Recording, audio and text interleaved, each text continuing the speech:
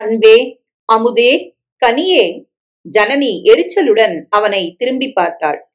திருமகள் எனும் பெயரை கொண்ட அந்த லைப்ரரிக்கு வந்து ஜனனி தனக்கு வேண்டிய புத்தகங்களை படிக்க எடுத்து போவது வழக்கம். அவள் ஆங்கில நாவல்களை படித்தாலே வைதீகத்தில் ஆழ்ந்த பற்று கொண்டு தன் வாழ்க்கை நடத்தும் அவள் அப்பா முகம் சுளிக்க ஆரம்பித்து விடுவார். பெரும்பாலும் தமிழ் புத்தகங்களே அவள் வீட்டிற்கு இருக்கும் போது எடுத்துட்டு போவாள். அப்பா வெளியூருக்கு போகும்போதெல்லாம் ஆங்கில நாவல்களையும் எடுத்து போவாள். இப்பொழுது அவள் ஆங்கில நாவல் புத்தகத்தை திருப்பி கொடுத்துவிட்டு தமிழ் நாவல்களை எடுத்து போக வந்தாள். ஆனால் இங்கே புதிதாக ஒரு தொல்லை ஏற்பட்டு அவளை பாடாய்படுத்துகிறது. யார் இந்த படுபாவி? இதுவரையில் லைப்ரரியில் பார்த்ததே இல்லையே. 1/4 மணி நேரமாக இதே லைப்ரரியில் ஜனனி எங்கே போனாலும் அவனும் பின்தொடர்ந்து வந்து உபத்திரம் செய்கிறான். அவள் லைப்ரரியின் உரிமையாளன் சோமு உட்கார்ந்திருக்கும் இடத்தை பார்த்தாள். அவன் சுறுசுறுப்பாக இயங்கிக் கொண்டிருந்தான். குனிந்து ஒவ்வொரு புத்தகத்தின் நம்பரையும் குறித்து கொண்டு ஒவ்வொருவருக்கும் அவர்கள் தேர்ந்தெடுத்த புத்தகத்தை திருப்பி கொடுத்தான்.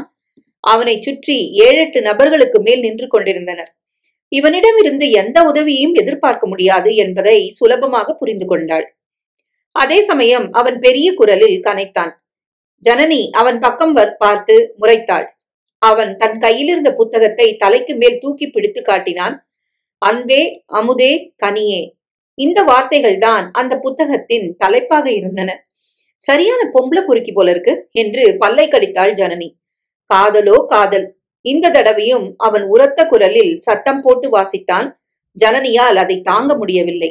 வேகமாக அவனை நெருங்கினாள். ஹலோ, லைப்ரரியில மட்டும்தான் பெண்கள் கொஞ்சமாவது நிம்மதியா இருக்க முடிஞ்சது இதுவரைக்கும். ஏன்னா கொஞ்சமாவது கௌரவமானவங்க தான் இங்க வருவாங்க என்றாள். கரெக்ட் என்றவன் முகத்தை சீரியஸாக வைத்துக்கொண்டு, நானும் புத்தகம் படிக்கத்தான் இங்க வந்தேன் என்றான். அவனுடைய குறும்பு புன்னகை ஜனனியின் ஆத்திரத்தை அதிகமாக்கியது. கேஜி படிக்கிற பாப்பா போல உரத்த குரல்ல தான் உங்களுக்கு படிக்க தெரியும் போல இருக்கே என்றாள். அவளுடைய கோபத்தை ரசித்து சிரித்தான் அவன். அது கூட புத்தகத்தோட தலைப்பை மட்டும்தான் படிப்பீங்களாக்கும். அந்த ஒரு வரியிலே உங்களுக்கு முழு கதையும் புரிஞ்சிருமோ? அது மட்டும் இல்லைங்க, இந்த புத்தகத்தோட ஏபிசிடியையே இப்பதான் படிக்க ஆரம்பிச்சிருக்கேன் என்று அந்த புத்தகத்தை அவளிடம் தூக்கி காட்டினான். காதலோ காதல் என்ற தலைப்பு ஜனனியை பார்த்து கண் சிமிட்டியது. கோபத்தினால் ஜனனியின் முகம் மிகவும் சிவந்தது. அவள் சோமுவிடம் இவனை பற்றி புகார் செய்ய முடிவு செய்தாள். டேபிளை சுற்றி அவன் அருகில் இருந்த மிக சிலரும் சென்று விடுவார்கள் என்ற எண்ணத்துடன் அங்கே காத்திருந்தாள். அவளுக்கு மிக அருகில் ஒரு மெல்லிய குரல் மேடம் என்று அழைத்தது. ஜனனி சட்டென்று திரும்பி பார்த்தாள். அதே வாலிபன் நின்று கொண்டிருந்தான். அவளுடைய முகத்துக்கு மிக அருகில் அவன் ஒரு புத்தகத்தை காண்பித்தான். மீண்டும் வருவேன் என்ற தலைப்பு கொண்ட ஒரு நாவல். அவன் முகத்தை மறைத்துக் கொண்டு செங்குத்தாக அவன் கையில் அது ஊஞ்சலாடியது. ஜனனி சோமுவிடம் தன்னை சீண்டிய வாலிபனை சுட்டிக்காட்டி புகார் செய்தாள். சோமு தலையசைத்து அவள் கூறியதை பொறுமையாக கேட்டான். தன் எதிரில் நின்றவனிடம் புத்தகத்தை கொடுத்துவிட்டு அவன் போகும் வரையில் காத்திருந்தான். மேடம், உங்களுக்கு இந்த தொல்லை மட்டும்தான் தெரியுது. ஒவ்வொரு நாளும் எனக்கு எவ்வளவு அவஸ்தைகள் ஏற்படுது. நான் எவ்வளவு சிரமப்படுறேன்னு உங்களுக்கு தெரியுமா என்றவன் குனிந்து தன் பின்னால் இருந்த ஒரு சிறு மர அலமாரியில் மறைத்து வைக்கப்பட்டிருந்த புத்தகம் ஒன்றை எடுத்தான். திருமகள் அச்சகம் என்று அச்சிடப்பட்டு ஒட்டியிருந்த முதல் பக்கத்தை குறிப்பிட்டு காட்டினான். ஜனனி அதை பார்த்ததும் அதிர்ச்சி அடைந்தாள். 2 மாதங்களுக்கு முன்பு அவள் இதே லைப்ரரியிலிருந்து எடுத்து போய் கொடுத்துவிட்டு திருப்பி கொண்டு வந்து கொடுத்த மில்சன் பூன் புத்தகம் அது. அவள் திருப்பி கொடுக்கும் போது கவனிக்கவில்லை. அந்த கதை காதலை சிறந்த முறையில் சித்தரித்த அற்புதமான கதை. சோமு அந்த பக்கத்தின் பெரும்பாகத்தை தன் உள்ளங்கையால் மறைத்து கொண்டு மேல் வரியை மட்டும் அவளுக்கு காட்டினான். அந்த முதல் வரியில் மை ஸ்வீட் கிளாரா என்று எழுதப்பட்டிருந்தது. ஜனனிக்கு மிகவும் பரிச்சயமானது அந்த கையெழுத்து. அவளுடைய அண்ணன் கார்த்திக்கிற்கு சொந்தமானது. இதை அவன் எப்போது எழுதினான்? நாவலை இவள் படித்து முடித்த பிறகு இருக்கும். இல்லையேல் நடுவில் எப்போதாவது எழுதியிருப்பானா? இதை கவனிக்க அவள் எப்படி தவறினாள்? அவள் சங்கடத்துடன் சோமுவை பார்த்தாள். மேடம், உங்க வீட்ல இருந்து வரும்போதே இப்படித்தான் வந்தது இந்த புத்தகம். நான் இல்லாத சமயத்துல என் உதவியாளர் வாங்கி வச்சிருக்கலாம். நான் இருந்திருந்தா கவனிச்சு கிழித்து போட்டிருப்பேன். சாரி, அதை இப்பவே செய்யுங்க என்றாள் குரலை தாழ்த்தி. கொஞ்சம் இருங்க என்றவன் தன் கையால் மறைத்திருந்த மற்ற பகுதியை காண்பித்தான். அதில் ஒவ்வொருவரும் ஆங்கிலத்தில் காதல் வார்த்தைகளை எழுதி தங்கள் கையெழுத்தையும் போட்டிருந்தனர். உங்க வீட்ல இருந்து வந்தப்புறம் இந்த புத்தகத்துக்கு டிமாண்ட் அதிகமாயிருச்சு. ஒவ்வொருத்தரும் தங்களோட பேரு இதுல வர்றதுக்காகவே வந்து இந்த புத்தகத்தை எடுத்துட்டு போறாங்க. இப்போல்லாம் நான் புத்தகம் இல்ல வெளியே போயிடுச்சுன்னு கூசாம பொய் சொல்ல ஆரம்பிச்சிட்டேங்க. உங்களுக்கு காட்டுறதுக்காக தான் இத்தனை நாளா இந்த புத்தகத்தை ஒளிச்சு வச்சிருந்தேன் என்றான். ஆங்கிலத்தில் கிளாரா என்று துவங்கி ஒரு காதல் கவிதையே எழுதியிருந்தான் ஒருவன். இன்னொருவன் அவளுடைய வீட்டு முகவரி கேட்டு எழுதியிருந்தான். வரி உங்க வீட்டுல ஆரம்பிச்சதுன்னு ரெஜிஸ்டர் புத்தகத்தை பார்த்துதான் நான் தெரிஞ்சுக்கிட்டேன். நான் எழுதல என்றாள் அவசர அவசரமாக. உங்க கையெழுத்து தான் எனக்கு நல்லா தெரியுமே மேடம், அதுவும் ஒரு பொண்ணோட பேரு. நீங்க ஏன் எழுத போறீங்க? உங்க அண்ணன் தான் எழுதியிருப்பாருன்னு தெரிஞ்சுக்கிட்டேன். ஜனனி புன்னகை செய்தாள். இவளுடைய அண்ணன் எழுதாமல் இவளுடைய அப்பா நீலகண்ட கனபாடிகளா எழுதியிருப்பார்? இது அவர் கண்களில் பட்டிருந்தால் கூட ஒரே சமயத்தில் பிரளயம், பூகம்பம், எரிமலை எல்லாமே தோன்றியிருக்கும். சோமு ஜனனியின் எதிரிலேயே அந்த புத்தகத்தில் இருந்து அந்த ஒரு பேப்பரை மட்டும் விலக்கி துண்டு துண்டாக கிழித்து போட்டான். அதே சமயம் ஜனனியை சீண்டி விளையாடிய வாலிபன் இருவரையும் கடந்து சென்றான். அவன் கையில் புத்தகம் எதுவும் இல்லாததை பார்த்த சோமு அவனிடம் மரியாதை கலந்த பணிவுடன் கேட்டான். சார், புக்கு ஒன்னும் எடுக்கலையா? வெறும் கையோட போறீங்களே? இல்ல சோமு, இங்க இருக்கிற எல்லா புக்கும் நான் படிச்சு முடிச்சதாவே இருக்கு, அதனால எதுவும் எடுக்கல. ஜனனி அவனை பற்றி சோமுவிடம் பேசுவதற்கு வந்துவிட்டு தன் அண்ணனை பற்றி கேட்க வேண்டியதாக ஆன விதியை நொந்து கொண்டு வெளியில் இருந்த அந்த வாலிபனை வெறுப்புடன் பார்த்தாள். அவனோ சோமுவுக்கு தெரியாத விதத்தில் வீதியின் பக்கவாட்டில் நின்று கொண்டு தைரியமாக ஜனனிக்கு டாட்டா காட்டினான். அவள் பல்லை கடித்தவாறே பொறுக்கி என்று முணுமுணுத்தாள். சோமு அதிர்ச்சியுடன் அவளை பார்த்தான். மேடம், நீங்க நினைக்கிற மாதிரி அவர் கிடையாதுங்க. நல்ல கௌரவமான குடும்பத்தை சேர்ந்தவரு, பக்கா ஜென்டில்மேன். அவங்க குடும்பத்துல எல்லாருமே ஆடிட்டருங்க, சொந்தமாவே கம்பெனி நடத்துறாங்க. இருக்கலாம், வீட்டுல நல்ல பேர் வாங்கிட்டு வெளியில பொம்பளை பொறுக்கியா சுத்துறவங்களும் இருக்காங்களே. எனக்கு தெரிஞ்ச வரைக்கும் ஹரிஷ் அப்படி இல்லைங்க. ஹரிஷா? ஜனனி கேள்வியுடன் சோமுவை பார்த்தாள். இவரை தாங்க சொல்றேன், இவர் பேரு ஹரிஷ். இவரு லைப்ரரிக்கு வர நேரத்தை சொல்லுங்க, நான் லைப்ரரிக்கு வராம இருக்கேன். இவரு நீலாங்கரையில இருந்து வராரு. சனி ஞாயிறுல மட்டும்தான் வருவாரு. ஃபாரின் ரைட்டர்ஸ் நாவல்கள், பொருளாதாரம், சரித்திர புத்தகங்களா பார்த்துதான் எடுத்துட்டு போவாரு.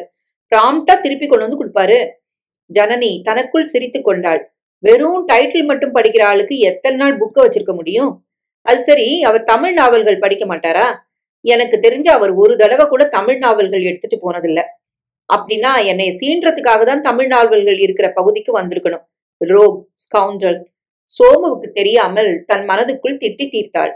எவ்வளவு உரிமையுடன் அவளுக்கு டாட்டா காட்டினான். ஜனனியின் முகம் கோபத்தினால் சிவந்தது. புத்தகங்களை மறந்துவிட்டு வெறும் ஹேண்ட்பேக்குடன் புறப்பட்டு விட்டாள். சோமுதான் புத்தகத்தை நினைவுபடுத்தி அவள் கையில் எடுத்து கொடுத்தான். ஜனனி கூடத்தில் எட்டி பார்த்தாள். அவள் தாய் விலாசம் மனைப்பலகை ஒன்றை தலையின் கீழே வைத்துக்கொண்டு ஊஞ்சலில் தூங்கிக் கொண்டிருந்தாள். அவளுக்கு இரத்த அழுத்த வியாதி இருப்பதால் அதற்கான மாத்திரையை விழுங்கிவிட்டு சற்று நேரம் அவள் தூங்கியாக வேண்டும். இந்த தூக்கம் ஒரு நாள் இல்லாவிட்டாலும் கூட மாலை வேளைகளில் அவளுக்கு வேலை எதுவும் செய்ய முடியாது. அப்பா ருத்ரம் திருநீலகண்ட கனபாடிகள் அருகில் இருக்கும் ஹைஸ்கூல் ஹாலில் நடைபெற்ற பகவத்கீதை லெக்சர் கேட்க போயிருந்தார். ஜனனி மாடியில் இருந்த தன் அண்ணன் அறைக்குள் சென்றாள். அவன் தன் செல்போனில் யாருடனோ பேசிக் கொண்டிருந்தான். இல்லை, பேசிக் கொண்டிருந்தான் என்பதை விட கொஞ்சிக் கொண்டிருந்தான் என்று சொல்வதே பொருந்தும். சோ இந்த சண்டே வேஸ்ட் தான். கெஸ்ட் வந்தா என்ன, எதையாவது சொல்லி தொலைச்சிட்டு வர வேண்டியதானே. ஃபாரின்ல இருந்து வந்தாதான் என்ன, கொம்பு முளைச்சிருக்கா? இப்போ ஃபாரினுக்கு யாருதான் போல, ஃபாரின்ல இருந்து வராதவங்க யாரு? தன் அறையின் நுழைவாயிலின் முன் ஜனனி நிற்பதை பார்த்து விட்டான். டேய், நான் அப்புறம் பேசுறேன்டா என்று அவசரமாக கூறி செல்போனை ஆஃப் செய்தான். ஜனனியின் உதடுகளில் விஷம புன்னகை தவழ்ந்தது. அவன் குறிப்பிட்ட அந்த டா எழுத்தில் மட்டும் தேவைக்கு மேலே அதிகமாகவே அழுத்தம் ஒலித்தது. நிச்சயம் செல்போனில் பேசியவன் ஆண் இல்லை, வெறும் டீயாக தான் இருக்க வேண்டும். ஏன், அந்த கிளாராவாக கூட இருக்கலாம். அவனுடைய கிளாராவை கிளைவ் ஆக நினைத்ததும் அவளுக்கு சிரிப்பு வந்தது. தன் ஜோக்கை தானே ரசித்து சிரித்து கொண்டாள். வா ஜனனி, ஏன் அங்கே நிக்கிற, உள்ளமா ஏன்? ஜனனியும் உள்ளே வந்து அவனது மேஜையின் மேல் உட்கார்ந்தாள். பொழுது போலியா ஜனனி? அப்பா இப்பதான் உன்னை வேலைக்கு அனுப்பலன்னு குறைஞ்சபட்சம் மேல படிக்க வச்சிருக்கலாம். இந்த காலத்துல எல்லாரும் தான் படிச்சுட்டு சாஃப்ட்வேர் வேலைக்கு போறாங்க.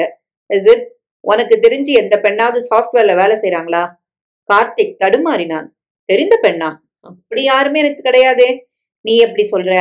திருமகள் லைப்ரரியே சிரிக்குதே, உனக்கு அது தெரியுமா? அவன் குழப்பமானான். அந்த லைப்ரரிக்கும் எனக்கும் என்ன சம்பந்தம்? நீ தான் அந்த லைப்ரரிக்கு வருஷ கணக்கா போற. நேத்து தான் போயிட்டு வந்தேன். என்ன புக் எடுத்த?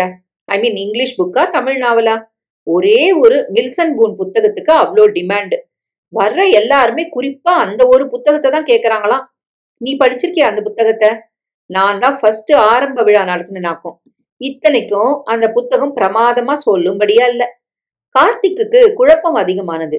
அவன் அறை தேடி வந்து இவள் இப்படி பேசுவதை பார்த்தாலே அவள் இவன் மேல் ஏதோ குற்றம் சாட்ட போகிறாள் என்பது தெரிகிறது. ஜனனி திடீரென்று கேட்டாள், யார் அந்த கிளாரா? என் சிஸ்டர்ல ஆக போறாளா? கார்த்திக் அதிர்ச்சியுடன் அவளை பார்த்தான். நீ எழுத வேற பேப்பர் ஆப்பிள்ளையா? அப்பா ஸ்லோகங்களையும் நிறைய நல்ல விஷயங்களையும் ஒரு பெரிய நோட் புக்ல எழுதி வச்சு புதையல் மாதிரி பத்திரமா வச்சிருக்காரு, அதுல எழுத வேண்டியதுதானே? கார்த்திக் ஏதோ சொல்ல ஆரம்பிப்பதற்குள் ஜனனி குறுக்கிட்டாள். நிறைய நோட் புக் வாங்கி வச்சுக்கிட்டு அம்மா ஸ்ரீராம ஜெயங்க லட்சக்கணக்கில் எழுதுற மாதிரி நீயும் லட்சக்கணக்கில் கிளாராங்கிற பேரை எழுத வேண்டியது தானே? ப்ளீஸ் ஜனனி, என்னை கொஞ்சம் பேச விட. அன்னைக்கு ஒரு புது பேனா வாங்கினேன், அது நல்லா எழுதுதான்னு பார்க்க நினைச்சேன். டிவி ஸ்டாண்ட்ல உன் லைப்ரரி புக் இருந்தது. என் அவசரத்துல லைப்ரரி புக்ல எழுதக்கூடாதுங்கிறதே மறந்துட்டேன். அந்த அவசரத்துல கூட உனக்கு கிளாராங்கிற பேர் மறக்காம இருந்ததுதான் பாரு எனக்கு ஆச்சரியம். அதனால என்னாச்சு? உன் லைப்ரரியன் கிட்ட திட்டு வாங்கினியா? அதான் இல்ல, எனக்கு பேரும் புகழும் அதிகமா இருக்கு. இப்போ லைப்ரரியில ஒவ்வொருத்தரும் அந்த புக்ல 2 வரியாவது எழுதணும்னு தவிக்கிற தவிப்பு இருக்கே, அது எனக்கு தான் தெரியும். சில மேதைகள் கிளாராவின் பேரை குறிப்பிட்டு கவிதையாவே எழுதியிருக்காங்க. உனக்கு அடுத்து எழுதினவன் கிளாராவோட வீட்டு அட்ரஸ கேட்டிருக்கான். ஒரு முட்டாள் அவளோட அப்பாயின்மெண்ட்டை தனக்கு வாங்கி தர சொல்லி உன்கிட்டே கேட்டிருக்கான். வர்றவங்க போறவங்க எல்லாருமே அந்த புஸ்தகத்தை விரும்பி கேட்கறதா வேற சோமு சொல்றான். மொத்தத்துல உன் கிளாராவோட கௌரவம் நார் நாரா கிழிஞ்சுகிட்டு இருக்கு. அவன் அதிர்ச்சியுடன் தன் பீரோவின் பக்கம் பார்வையை செலுத்தினான். கார்த்திக், அவ உன் கேர்ள் ஃப்ரெண்டோ காதலியோ? பாவம் அந்த பொண்ணு. அவளுக்கு இது தேவையா? அவளோட ஃபேமிலிக்கு இது தெரிஞ்சா எவ்வளவு தலைகுனிவா இருக்கும். நீ அந்த புக்கையே விலை கொடுத்து வாங்கிட வேண்டியதானே? அதுக்கு என்ன விலை கேட்டாலும் காசை வீசி எரிஞ்சிட்டா போச்சு. எதுக்கு விலை கொடுக்கணும்? அந்த பக்கத்தை கிழிச்சு போட்டாச்சு. சரி, பெரிய ஆட் ஏஜென்சில மேனேஜரா இருக்க ஒரு ஜென்டில்மேன் இப்படி பொறுப்பு இல்லாம லைப்ரரி புத்தகத்துல போய் கண்டதை எழுதலாமா? ஜனனி, உனக்கும் தானே பொறுப்பு இல்ல. நீயாவது அந்த புக்கை திருப்பி கொடுக்கும்போது கவனிச்சு கிழிச்சு போட்டு கூடாதா? சரி தம்பி, இனிமேல கவனிச்சு அந்த வேலையை பொறுப்பா செய்யறேன். தம்பியா? ஆமா, நீ சொல்றது எந்த அண்ணனுக்கும் ஒரு தங்க செய்யக்கூடாத வேலை. இதையே ஒரு அக்கா தன்னோட தம்பிக்கு செஞ்சா கொஞ்சமா நியாயம் இருக்கும். ஏதோ தப்பு நடந்து போச்சு, அதையே சாக்கா வச்சு என்னை மிரட்டாத. சற்று கோபத்துடன் மீண்டும் அவள் தொடர்ந்தாள். சொல்ல மாட்ட நீ? இது எனக்கு பெரிய தலகுனிவு. எப்படி எப்படி? நான் எழுதின பேர் கிளாரா தானே? உனக்கு சாமர்த்தியம் பத்தாது. நீ என்ன சொல்லியிருக்கணும்? ஆமா, என் ஃப்ரெண்டு பேர் தான் கிளாரா, தவறி போய் நான் எழுதிட்டேன், இப்படி சொல்லி நீ சமாளிச்சிருக்கலாமே. ஜனனி தன் அண்ணனை பார்த்து கேலியாக சிரித்தாள். மிஸ்டர் கார்த்திகேயன், என்னோட கையெழுத்து எதுன்னு அந்த லைப்ரரியோட உரிமையாளன் சோமுவுக்கு நல்லாவே அடையாளம் தெரியும். நீ எழுதின அந்த வார்த்தைக்கு கீழே 1 இல்ல 2 இல்ல 15 கையெழுத்துகள் இருந்துச்சு. அதை எழுந்திருந்து எல்லாமே ஆம்பளைங்க தான். என்ன வர்ணனை, என்ன கவிதை! அந்த இடத்துல கிளாராவா என்னையே நான் நினைச்சு பார்த்து கூசி நின்னேன். அவளுக்காக கூட உனக்கு ரோஷம் பச்சாதாபம் எதுவுமே ஏற்படலையா? அது என்னப்பா உன் காதல்? ரூபாய்க்கு 2ஆ 3ஆ? கார்த்திக் குனிந்த தலையுடன் என்றான். அவன் செய்த குற்றத்தின் பயங்கரத்தை அப்போதுதான் உணர்ந்தான். ஜனனி மீண்டும் பேசினாள். உன் கிளாராட்ட போய் நடந்த விஷயத்த தைரியமா சொல்லுவியா? அவ இதை ஏத்துப்பாளா? அவன் தலையில் அடித்து கொண்டான். ஜனனி, பிளீஸ் என்னை கொல்லாத. நான் உன்னை கொல்லல, நிச்சயமா உன்னை கொல்ல மாட்டேன். இதுக்கே இப்படி துவண்டு போனா எப்படி? ருத்ரம் நீலகண்ட கணபாடிகளின் ஒரே பிள்ளை. நாளைக்கு கிளாராவை கல்யாணம் செய்துக்கிறதுங்கிறது அவ்வளவு சுலபமா நடக்கக்கூடிய விஷயமா என்ன? சும்மா பயமுறுத்தாத ஜனனி. இந்த 21வது நூற்றாண்டுல இந்த மாதிரியான கல்யாணம் அதிகமாவே நடக்குது. இப்ப ரொம்ப சகஜமாவே ஆயிடுச்சு. அதே வேகத்துல டைவோர்ஸும் நடக்குதே, அதை நீ கவனிச்சியா? Will you shut up? Karthik உரத்த குரலில் கத்தினான். கீழே ஊஞ்சலின் கிரீச் என்ற சத்தம் கேட்டது. அதை தொடர்ந்து விசாலம் கார்த்திக் என்று அழைக்கும் குரலும் கேட்டது. கார்த்திக் மெதுவான குரலில் தங்கையிடம் சொன்னான். Janani, please get out. அவனது குரலில் இருந்த அழுத்தத்தை புரிந்து கொண்ட ஜனனி புருவத்தை உயர்த்தினாள். ஆனால் அவனிடம் அவளுக்கு சிறிதும் பயம் ஏற்படவில்லை. அவள் அறையை விட்டு வெளியேறியதும் அவன் சத்தம் அதிகம் வரும்படி கதவை ஓங்கி அறைந்து தாழ் போட்டான். ஜனனி மாடி வராண்டாவில் நின்று கூடத்தை எட்டி பார்த்தாள். விசாலம் ஊஞ்சலில் எழுந்து உட்கார்ந்தாள். மேல என்னடி அமக்களம்? அண்ணனுக்கும் தங்கைக்கும் சண்டையா? அண்ணன் எதையோ தொலைச்சிட்டான், அவன் தேடினதை பார்த்து என்ன தொலைச்சிட்டேன்னு கேட்டேன். உடனே கோவம் வந்துடுச்சு உன் பிள்ளைக்கு. ஆஃப்டர் ஆல் ஒரு பொட்டச்சி கழுத உனக்கு என்ன தெரியும்னு கத்துறான். வாஸ்தவமான பேச்சுதான். நீ முதல்ல கீழே வந்துரு. அங்க என்ன வேலை? உன்னை பெத்துட்டு வயித்துல நெருப்ப கட்டின்க்கிற மாதிரி உன் அப்பாவும் நானும் கவலைப்படுறோம் என்று தன் வழக்கமான புலம்பலை புலம்பி விட்டு மறுபடியும் படுத்துக் கொண்டாள் விசாலம். அம்மா, வயித்துல கட்டி இருக்க நெருப்ப விடு. உங்க 2 பேர் பாதையில ஒரு நெருப்பு குண்டமே இருக்குமா. உன் புள்ள உங்க 2 பேரையும் அந்த குண்டத்துல தள்ள போறான். அதுக்குள்ள நம்ம குடும்பத்தை காப்பாத்திக்கோமா என்று மனதுக்குள் சொல்லியபடி அம்மாவை பரிதாபத்துடன் பார்த்தாள். அன்று காலையில் ஜனனி கண் விழிக்கும் போது மணி 8 விட்டிருந்தது. சோம்பல் முறித்துக் கொண்டு நேராக சமையலறைக்கு வந்தாள். நைட்டி அணிகிற சுதந்திரம் அந்த வீட்டில் அவளுக்கு இருந்தாலும் கூடிய வரையில் தன் தந்தையின் எதிரில் வரமாட்டாள். கனபாடுகளும் தற்செயலாக பார்த்து விட்டாலும் கண்டும் காணாதவர் போல் விலகி விடுவார். ஆனால் அவருக்கு தற்காலத்தில் பெண்கள் அணிகிற உடை விஷயமாக வெறுப்பு அதிகமாக இருந்தது. பெண்களின் தலைவிரி கோலமும் ஆண்களின் உடைகளை அவர்கள் அணிவதும் அதையும் இறுக்கமாக அணிவதும் அவருக்கு அருவருப்பையே அளித்தது. ஆனால் தன் மகள் ஜனனி கொஞ்சமாவது தனக்கு மரியாதை காட்டி இலைமறைவு காய்மறைவாக நடந்து கொள்கிறாளே என்ற சிறு திருப்தியில் இருக்கும் அவர் அவள் விஷயத்தில் அதிகமாக தலையிட மாட்டார். இருக்கிற மரியாதையையும் ஏன் கெடுத்துக் கொள்ள வேண்டும் என்று நினைக்கலாம். ஜனனி தன் அறையினுள் இருக்கும் போதும் அவர் வெளியூர் போன நாட்களிலும் அந்த மாதிரி உடைகளில் நடமாடுவாள். விசாலம் அவள் விஷயத்தில் எதையுமே சொல்ல மாட்டாள். தவறி அவள் சொன்னாலும் ஜனனி அதையெல்லாம் கண்டுகொள்வதில்லை. அவள் சமையல் அறையினுள் நுழையும் போதே தன் கணவர் செய்ய வேண்டிய பூஜைக்காக சுவாமியின் மண்டபத்தை சுத்தம் செய்து கோலம் போட்டு கொண்டிருந்தாள். ஜனனியை பார்த்ததும் தலையில் அடித்துக் கொண்டாள். செனீனே, அப்பா ஸ்நானம் செய்ய போயிருக்கார். எந்த நிமிஷத்திலும் வந்துருவார். இப்படி நைட்டியோட வந்து நிக்கிறியடி. அம்மா, ரொம்ப தலைவலிக்குது. இன்னைக்கு மட்டும் காஃபி கொடுத்துரு பிளீஸ். பல்ல தேய்ச்சியோ? இல்லம்மா, குளிக்கும் போது தேய்ச்சிக்கிறேம்மா. பிளீஸ் காஃபி கொடுமா. அப்பா வர்றதுக்குள்ள வாசல் ரூம் பக்கம் போயிரு. நான் காஃபி கொண்டு வந்து தரேன். கிச்சன் மடிய கட்டி காப்பாத்திக்கிற கவனம் புள்ள விஷயத்துல காணுமே. கிளாரா இந்த வீட்டுக்கு மருமகளா வந்தா தழைய தழைய மடிசார் புடவை கட்டிக்கிட்டா வரப்போறா. முணுமுணுத்துக் கொண்டே திரும்பிய ஜனனி அதிர்ச்சியுடன் நின்றாள். சமையலறையின் வாயிலில் அவளுடைய தந்தை ருத்ரம் நீலகண்ட சாஸ்திரிகள் நெற்றியில் திருநீறு பூசி கழுத்தில் ருத்ராட்ச மாலை ஸ்பகடிக மணி மாலை சகிதம் சிவப்பழமாக நின்றார். அவரை கவனிக்காத விசாலம் திரும்பி பார்க்காமலேயே மகளிடம் பேசினாள். என்னடி கிளாவர்னு ஏதோ முணுமுணுக்கிற? இல்லம்மா, என்னோட அந்த பழைய கிளாவர் தான் எனக்கும் ஈஸியா இருக்குமா. இந்த புது வைரத்தோடு காதுல கடிக்கிறாப்புல இருக்கு. எப்ப பார்த்தாலும் காது அரிக்கிறது. அவள் சம்பந்தம் இல்லாமல் சூழ்நிலையை சமாளிக்க முயன்றாள். ஜனனி என்று அழைத்த அவள் தந்தை புன்னகையுடன் கூறினார். வசதி இல்லாத நான் வாங்கி கொடுத்த வைரத்தோடு உனக்கு வசதியா இல்லாம போனதுல ஆச்சரியம் எதுவும் இல்ல. உனக்கு வரம் தேட ஆரம்பிச்சிட்டேன். அதுக்கு முதல் கட்டமா தான் வைரத்தோடு வாங்கி உன் காதுல போட்டிருக்கேன். கூடவே உன் கல்யாண விஷயத்தையும் இப்ப பேச போறேன். அப்பா, அவள் அதிர்ச்சியுடன் கூவினாள். ஆமாம்மா, வர்ற வெள்ளிக்கிழமை சாயங்காலம் யமகண்டம் முடிஞ்சதும் பையனை அழிச்சிட்டு சந்திரசேகர் பையனோட அப்பா வர்றார். என்ன என் அபிப்பிராயத்தை கேட்கலையப்பா? பிள்ளைய பார்த்ததும் தானே உன் அபிப்பிராயத்தை கேட்கணும். கல்யாணம் செஞ்சுக்க ஆட்சேபம் ஏதாவது இருக்காங்கிற கேள்விக்கே இங்க இடம் இல்ல. இப்ப கூட இதை நான் சொல்லியிருக்க மாட்டேன். இப்ப நீ இருக்கிற கோலம் தான் என்னையே சொல்ல வச்சுது. என் பொண்ணு போற இடத்துலயும் இப்படி இருந்தா எனக்கு பெரிய தலைகுனிவு தான் மிஞ்சும். ஆடுற ஆட்டத்தை இங்கே ஆடிட்டு போயிடு. விசாலம், உன் பிள்ளைக்கு உன் மகளுக்கு இப்பவே இங்கேயே காஃபியை கொண்டு வந்து கொடு. சாதமும் அவ கேட்கும்போது போட்டுடு. அவ இஷ்டப்பட்டா குளிக்கட்டும், இல்லைன்னா அதுவும் வேணாம். அவர் சாந்தமாக பேசினாலும் அவர் பேசிய விதம் அவருடைய கோபத்தின் உச்சத்தை காட்டியது. அம்மாவும் பெண்ணும் ஒருவரை ஒருவர் பார்த்து கொண்டனர். ஜனனி பாத்ரூம் பக்கம் நகர ஆரம்பித்தாள். ஜனனி, கொஞ்சம் நில்லுமா. தினம் நான் செய்யற பூஜை முடிஞ்சதும் வரேன். கூடத்துல உட்காந்துரு. உங்ககிட்ட நான் பேச வேண்டிய விஷயம் நிறைய இருக்கு. அப்பா, கொஞ்ச நாள் நான் வேலைக்கு போறேன்ப்பா கெஞ்சினாள். உன் பூந்த வீட்டுல பேச வேண்டிய பேச்சு இது. போய் வேலையை பாரு. அவர் கையை வேகமாக வீசினார். ஜனனி குளித்து விட்டு வந்ததும் அடக்க ஒடுக்குமாக சமையலறைக்கு சென்று காஃபியை தானே கலந்து குடித்தாள். அங்கே அப்பா உட்கார்ந்திருப்பதை மறக்காமல் காஃபி டம்ளர் உதடுகளில் படாமல் தூக்கி குடித்தாள். அவள் ஹாலில் உட்கார்ந்ததும் அவளது சிந்தனை தன் கல்யாணத்தை பற்றி சென்றது. அப்பா அவளுக்கு பார்க்கும் வரன் எப்படி இருக்கும்?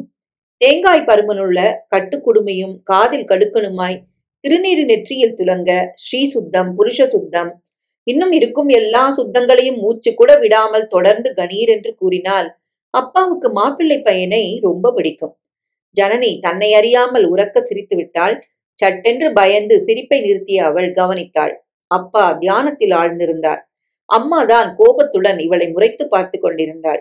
மணி ஓசை கேட்டதும் தீபாரதனை நடப்பதை உணர்ந்து ஜனனி எழுந்து சென்று நமஸ்காரம் செய்தாள்.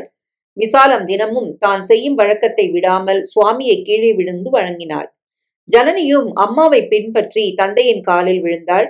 விசாலம் வணங்கிய சமயம் மௌனமாக இருந்த பெரியவர் பெண்ணுக்கு விரைவிலேயே திருமணம் நடக்கும் என்று கம்பீரமான தன் குரலில் உரக்க ஆசிர்வதித்தார். இனிமேல இந்த கல்யாணத்தை மறுக்கவோ எதிர்த்து பேசவோ இடமில்லைங்கிறத மறைமுகமாக அவளுக்கு உணர்த்துவது போல் தோன்றியது. ஹாலில் அவர் வந்து உட்கார்ந்ததும் பேசினார். ஜனனி, அந்த பையனோட ஜாதகமும் உன் ஜாதகமும் அற்புதமா பொருந்திருக்கு. பகவானே நீதான்ப்பா இந்த கல்யாணத்தை நல்லபடியா முடிச்சு வைக்கணும்.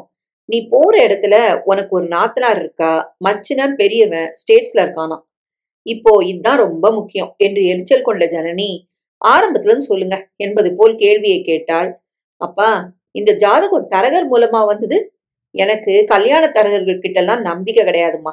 என் நண்பருக்கு நண்பர், அந்த குடும்பத்துக்கு ரொம்ப நெருங்கியவர். என் நண்பர் தான் ஜாதகம் வாங்கி கொடுத்தார்.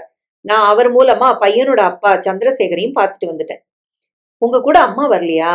அம்மா இதுக்குமா, கல்யாணம் நல்லபடியா நிச்சயமானா 2 பேருமா போய் கல்யாணம் சொல்லி முறைப்படி நடப்போம். என் கல்யாணத்துல அம்மாவுக்கும் அக்கறை உண்டுப்பா. யார் இல்லைன்னா புடவை, நகை, பாத்திரங்கள் இத்தியாதிகளை அவ பொறுப்புலதான் விட போறேன். என்கிட்ட அபிப்பிராயம் கேட்கணும்னு உங்களுக்கு தோணலையா? அவர் புருவத்தை தூக்கினார். ஜனனி, ஒரு பொண்ண ஒருத்தன் பாக்குறதுக்கு முன்னாடி, அதுவும் 1/2 மணி நேரத்துக்கு முன்னாடி சொன்னா போதும். அலங்காரம் பண்ணிக்க இவ்வளவு நேரம் போதுமானதாதான் இருக்கும். இல்ல சிலருக்கு 1 மணி நேரம் கூட தேவைப்படலாம். இதுக்கு போய் 3 மணி நேரம் எடுத்துக்கிட்டாங்கன்னா அந்த நேரத்துல அஸ்வமேத யாகமே செஞ்சு முடிச்சிடலாம். ஜனனி மனதுக்குள் எரிச்சலுடன் நினைத்தாள். அஸ்வமேத யாகமா? செய்யலாம். பிடிக்காத மாப்பிள்ளையா இருந்தா பொண்ணு அந்த குதிரை மேல ஏறி ஓடி போயிட வேண்டியதுதான். அவள் தன் தாயை எரிச்சலுடன் பார்த்தாள். அம்மாவா இவ? எத்தனை நடந்திருக்கு. பெத்த பொண்ணு என்கிட்ட ரகசியமாவது விவரங்களை சொல்லலாம்ல. அப்பாதான் பழமை விரும்பி காலத்தை அனுசரிச்சு நடந்துக்க தெரியாதவர். அப்பா அண்ணனுக்குத்தான் கல்யாணம் பண்ண ரொம்ப அவசரம். அத முதல்ல முடிங்கோ, அதுக்கப்புறம் என் கல்யாணத்தை வச்சுக்கலாம். அது ரொம்ப தப்புமா. கண்ணி இருக்க கால கல்யாண மேடை ஏறக்கூடாதுமா. ஜனனிக்கு அவர் மேல் எரிச்சல் அதிகமானது. பிள்ளையை தவிர மற்ற விவரங்களை பேசுகிறார். சரியான கல்லூலி மங்கனாக இருக்கிறார் இந்த மனுஷர். அப்பா, நீங்க சம்பந்தம் பேசி இருக்கிற குடும்பத்துல அந்த தப்பத்தானே செய்யறாங்க. ஆமா, உண்மைதான். ஆனா அந்த தப்ப நான் என் வாயால சொல்லி அவங்களுக்கு அறிவுரை சொல்ல முடியுமா? அதுவும் அந்த பொண்ணு CAவோ என்னவோ மேல படிக்க போறாளாமே. நான் மாத்திரம் படிக்க மாட்டானா? எனக்கும் படிக்க ஆசைதான். எனக்கு சக்தி இல்லம்மா. ஜனனி ஏதோ சொல்ல ஆரம்பித்தாள். அவர் கை அமர்த்தினார். அம்மா ஜனனி, நான் சொன்னது பண விஷயத்துல இல்லடா. இப்போ பேங்குகள் மூலமா நிறைய வசதி கிடைக்குதுன்னு எனக்கு தெரியும். என் உடம்புல சக்தி இல்ல. என் கடமைகளை சீக்கிரம் முடிச்சிடணும்னு ஆசைப்படுறேன். இது தப்பா? ஜனனியின் முகம் ஏமாற்றத்தினால் சிரித்தது. எழுந்து வாமா குழந்தை, 2 பேரும் ஒன்னா உட்காந்து சாப்பிடலாம். என்னைக்காவது நான் ஆசைப்பட்டா கூட இனிமேல இந்த சான்ஸ் கிடைக்காது. அப்பா, காஃபி லேட்டா குடிச்சதுனால எனக்கு பசி இல்ல. பசிச்ச வரையில சாப்பிடுமா, போதும். இன்னும் பொன் பார்க்கும் படலமே முடியல. அந்த பையனுக்கு இவரோட பொண்ணை பிடிக்காம கூட போலாம். ஆனா இவர் கல்யாணமே முடிஞ்ச மாதிரி இவ்வளவு உறுதியோட பேசுறாரே. அவள் மிகுந்த சிரமத்துடன் தன் எரிச்சலை மறைத்து கொண்டு எழுந்தாள். சாப்பிடும்போது விசாலம் உற்சாகத்துடன் பேசினாள். ஜனனி, உனக்கு தெரியுமா, உன் ஃப்ரெண்டு தீபா உன்னை ஒரு தடவை போட்டோ எடுத்தாளே, அதோட காப்பி என்கிட்ட இருந்துச்சு. சமீபத்துல எடுத்த போட்டோங்கிறதுனால பையன் பார்க்கட்டும் நான் தான் உங்க அப்பாட்ட கொடுத்தமிச்சேன். ஜனனிக்கு தலையில் அடித்துக் கொள்ளலாம் போல் இருந்தது. அப்பா பக்கத்தில் உட்கார்ந்திருக்கவே அவள் தன்னை அடக்கி கொண்டாள். அதில் சுடிதார் போடாமல் புடவை உடுத்தியிருந்தாள். இந்த வீட்டு மாடியில் தான் போட்டோ எடுத்துக்கொண்டாள். அன்று அப்பா கூடவே இருந்ததினால் அவருக்கு பயந்து அவள் சுடிதார் போடவில்லை. போட்டோவில் இவளை புடவையில் பார்த்த அந்த பையனுக்கு நிச்சயமாக இவளை பிடித்திருக்காது. அப்படியும் அவளை பார்க்க வெள்ளிக்கிழமை வருகிறான் என்றால் எப்படிப்பட்ட ஜொல்லு பேர் வழியாக இருக்கும்?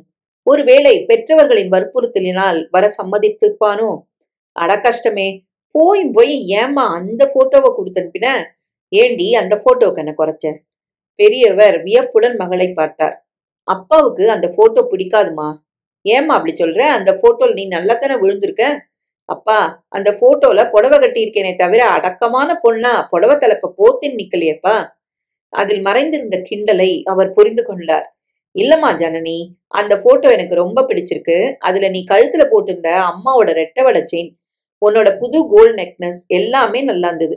அம்மா அந்த செயினை உனக்கு தானே கொடுக்க போறா. பையன் வீட்டுல உள்ளவங்களுக்கு தேவையான விஷயம் அந்த போட்டோல எடுப்பா தெரியறதே, அது போதாதான் என்ன?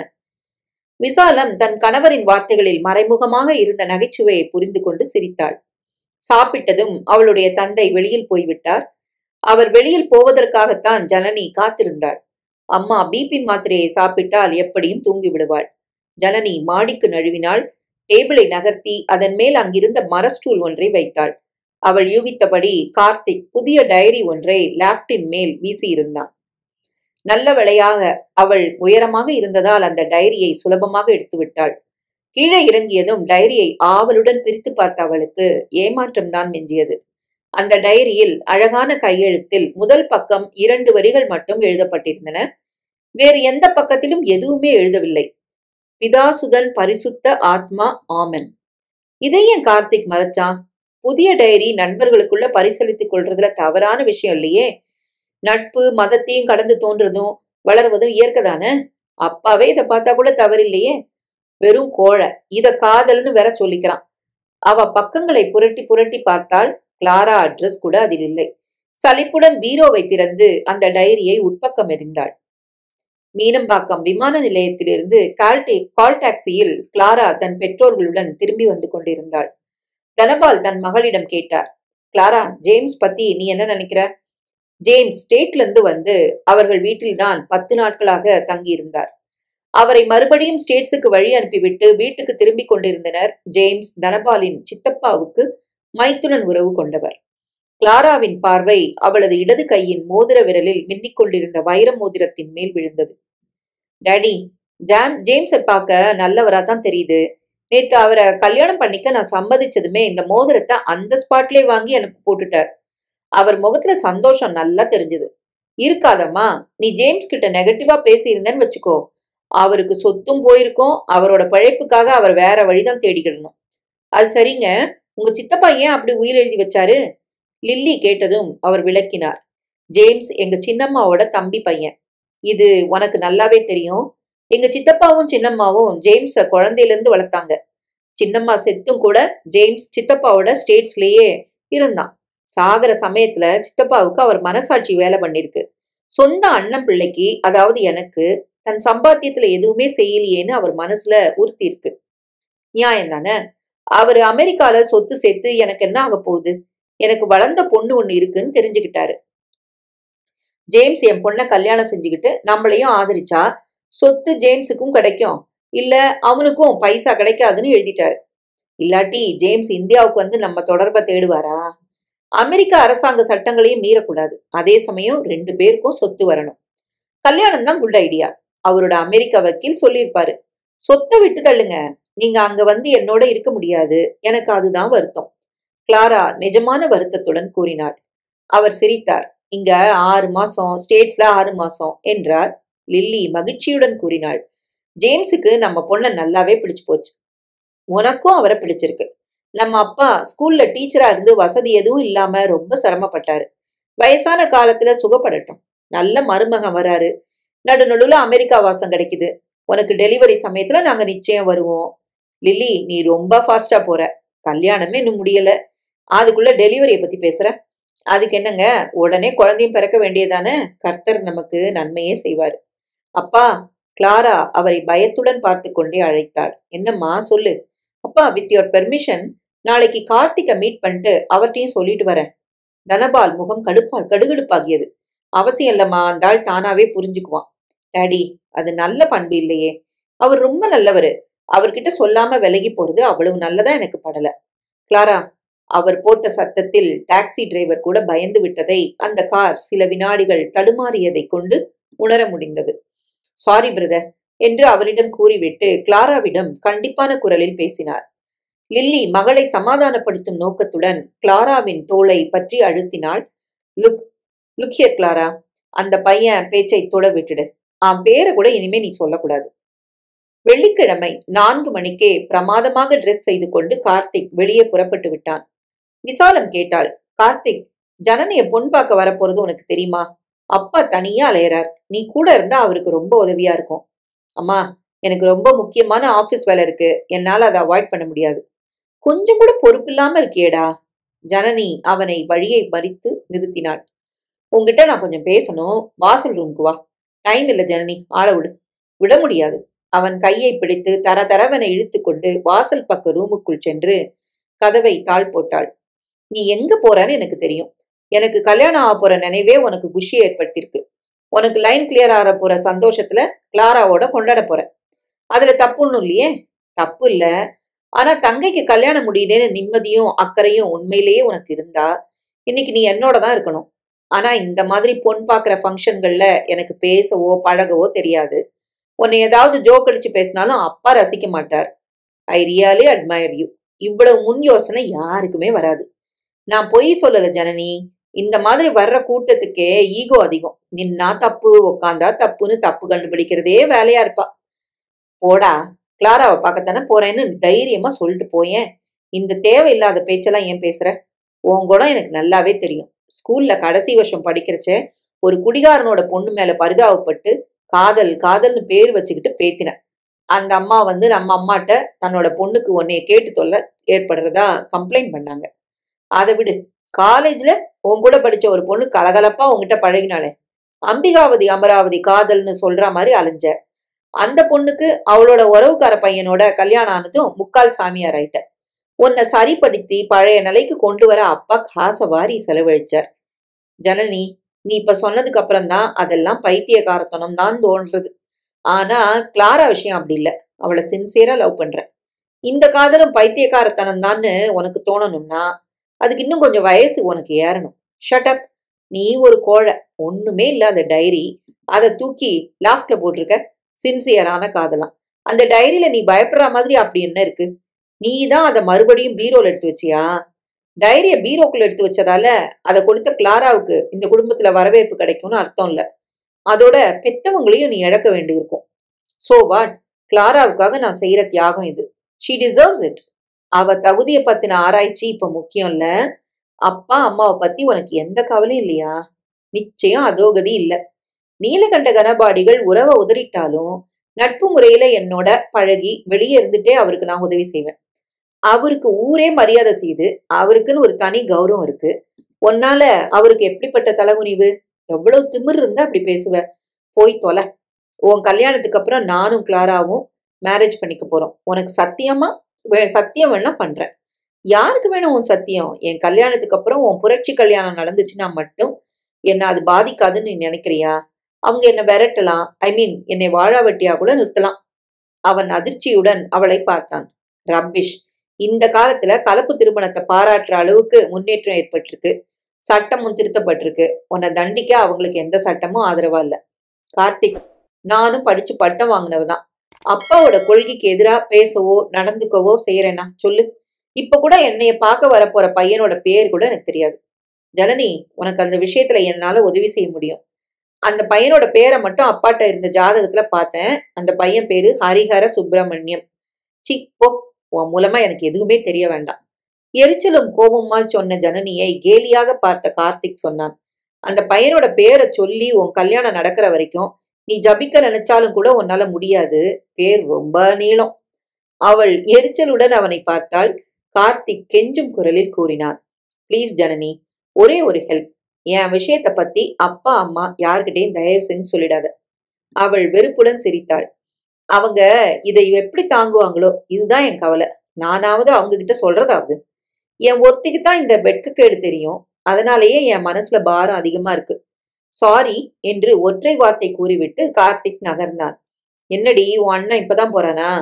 இவ்வளவு நேரமா உங்ககிட்ட அரட்டை அடிச்சிட்டு இருந்ததை விட்டுட்டு கடைக்காவது போயிருக்கலாம். உனக்கு என்ன வேணும் சொல்லு, நான் போறேன். விசாலம் முகத்தை தோளில் இடித்துக் கொண்டாள். திடீரென்று நினைவு வந்தவள் போல் கூறினாள். ஜனனி, எதுக்கும் இருக்கட்டும்னு அப்பா வாங்கி வச்சதுக்கும் மேல 2 கவர் அதிகமா பால் வாங்கி வச்சிருக்கேன். கவலை விட்டுது. ஜனனி தாயை கேலி செய்தாள். ஜனனி, குறைஞ்சபட்சம் தலையவாது வாரி பின்னிக்கலாமே. உன்னோட ஹஸ்பண்ட் தான் 1/2 மணி நேரத்துக்கு முன்னால பெண்களுக்கு சொன்னா போதும்னு நேரம் நிர்ணயிச்சிருக்காரு. இப்ப ஆரம்பிச்சாதான் அவங்க எல்லாரும் வரத்துக்குள்ள முடியும். அது சரி, அலங்காரத்துக்காக அவசர அவசரமா என்னால பறக்க முடியாது. ஏண்டி ஏன் மேல எரிஞ்சு விழற? ராகுகாலம் கழிஞ்சா தேவல. யமகண்டம் ஆரம்பிச்சிட்டா பாதகம் இல்ல. நீ ஆரம்பிச்சிருமா. இனிமே எப்பவும் எனக்கு யமகண்டம் தான் என்று ஜனனி சொல்ல துக்கம் நெஞ்சை அடைக்க பேசினாள் விசாலம். என் வயிற்று பாவண்டி, வேற என்ன சொல்றது? பிள்ளை அருந்த விரலுக்கு சுண்ணாம்பு தடவாதவன். பொண்ணுக்கு நல்ல வார்த்தை பேசவோ நல்ல நாளை கொண்டாடவோ தெரியாது. கூடத்தில் டெலிபோன் ஒலித்தது. ஜனனி கூறினாள். அம்மா, என் ஃப்ரெண்டு தீபா தான். என்னை ரெடி பண்ணிவிட அவ வரதா சொன்னா. அவ தான் ஃபோன் பண்றா. இனி உன் கவலை விடு. ஜனனி கூடத்துக்கு சென்றாள். ஜனனியின் தோழி தீபா பிரபல அழகு நிறுவனம் ஒன்றில் பணிபுரிபவள். அவள் வந்த 1 மணி நேரத்துக்குள் தன் திறமையை கொண்டு ஜனனியை பார்த்தவர் பிரமிக்கும் அளவுக்கு அழகு சிலையாக நிறுத்திவிட்டாள். அங்கிள், உங்க பொண்ண இப்ப வந்து பாருங்க என்று அவளை கனபாடிகள் முன்பு கொண்டு வந்து நிறுத்தினாள். உணர்ச்சி வசப்பட்ட அவர் கண்களில் நீர் கட்ட அவளை வைத்த கண் வாங்காமல் பார்த்தார். மனதுக்குள் புலம்பினார். அம்பிகையே, இவளை போய் என் வயிற்றுல பிறக்க வச்சுட்டியே. நல்ல வசதியான இடத்துல அவ பிறந்திருந்தா பெரிய இன்ஜினியர், தொழிலதிபர்னு யாருக்காவது இவளை மனம் முடிச்சு வச்சிருப்பா. அருகில் நின்ற மனைவியை குறிப்புடன் பார்த்தார். விசாலம் சிரித்தாள். நீங்க என்ன சொல்ல வரீங்கன்னு எனக்கு புரியுது. இப்படியே இவளுக்கு திருஷ்டி சுத்தி போட சொல்றீங்க, அவ்வளவுதானே? செஞ்சுட்டா போச்சு. இத்தனைக்கும் எனக்கு செஞ்ச தீபாவையும் என்னோட நிக்க வச்சு இப்பவே சுத்தி போட்டுடுமா. தீபா உனக்கு துணையா இங்க இருக்க போறது இல்லையா? இல்ல ஆண்டி, கல்யாண பொண்ணு ஒருத்தி ஈவினிங் நடக்க போற ரிசப்ஷனுக்காக எங்க பார்லருக்கே வந்து ட்ரெஸ் பண்ணிக்க போறா. ஜனனிக்கு நான் அபிஷியலா வரல. 1 hour பெர்மிஷன் கேட்டுட்டு தான் வந்தேன். இரு தீபா, ஸ்வீட் காஃபி எல்லாம் சாப்பிட்டு போலாம். ஆமா தீபா, எங்க அம்மா ஸ்வீட்டுக்கு சக்கரை போட மறந்துருப்பாங்க. நீ டேஸ்ட் பார்த்து சொல்லு. ஜனனி கிண்டலாக கூறினாள். என்னடி கிண்டலா? நீ போற இடத்துல ஒரு ரசம் சாதமாவது ருசியா பண்ணி போட முதல்ல கத்துக்கோ. போதும். தீபா, தலையும் வேஷமா இருக்க, முகமெல்லாம் வியர்வை வழியிறது. அம்மா டிஃபன் கொண்டு வரத்துக்குள்ள நீ ரெடி ஆகிடு. எனக்கு எதுக்குடி? ஒன்னத்தானே பொண்ணு பார்க்க வர போறாங்க. பார்லருக்கு இப்படியாவா போற? பியூட்டி பார்லர்ல வேலை பார்க்கறவ இப்படி இருந்தா உங்க பிசினஸே படுத்துரும். வர்றவங்க உன்னை இப்படி பார்த்தாங்கன்னா வந்த வழியே ஓடி போயிடுவாங்க. உனக்கு ஏதாவது கிடைச்சிருமே. சரி சரி, நீ தூரம் நின்னு பேசு, தண்ணி உன் மேல தெளிக்கும் என்று முகம் கழுவி புறப்பட்டாள் தீபா.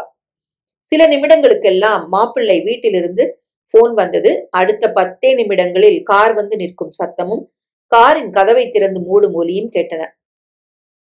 வாங்க வாங்க என்று ஜனனியின் பெற்றோர்கள் உற்சாகத்துடன் வரவேற்கும் குரலும் கேட்டது. நீங்க புறப்பட்டுட்டதா போன் வந்ததும் வர நேரமாகுமோன்னு நினைச்சேன். ரொம்ப சீக்கிரமா வந்துட்டீங்க. வீட்டுல இருந்து போன் செய்யல, நடுவுல கபாலீஸ்வரர் கோயிலுக்கு போயிட்டு தரிசனத்தை முடிச்சுட்டு தான் போன்ல பேசினேன். புருஷனை தொடர்ந்து அந்த பையனின் தாய் பேசினாள். இன்னும் கூட சீக்கிரம் வந்திருப்போம். மெயின் ரோட்ல ஏகப்பட்ட டிராபிக் ஜாம். எங்க பொறுமையை ரொம்ப சோதிச்சுது. குரலில் லேசான நடுக்கத்துடன் தளர்வாக கேட்ட அந்த குரல் தன் மாமியாரின் குரலாக இருக்கும் என்று அவள் நினைத்தாள். உங்க தங்கைய அன்னைக்கு நான் பார்த்தேன். அவங்கள உங்களோட கூட்டிட்டு வரலையா? அப்பா வந்தவரிடம் கேட்கிறார் போலிருக்கு. கல்யாணம் நிச்சயம் ஆனதுக்கு அப்புறம் வந்து பார்த்துட்டு போறதா சொல்லியிருக்கா என்றது அந்த பெரியவரின் குரல்.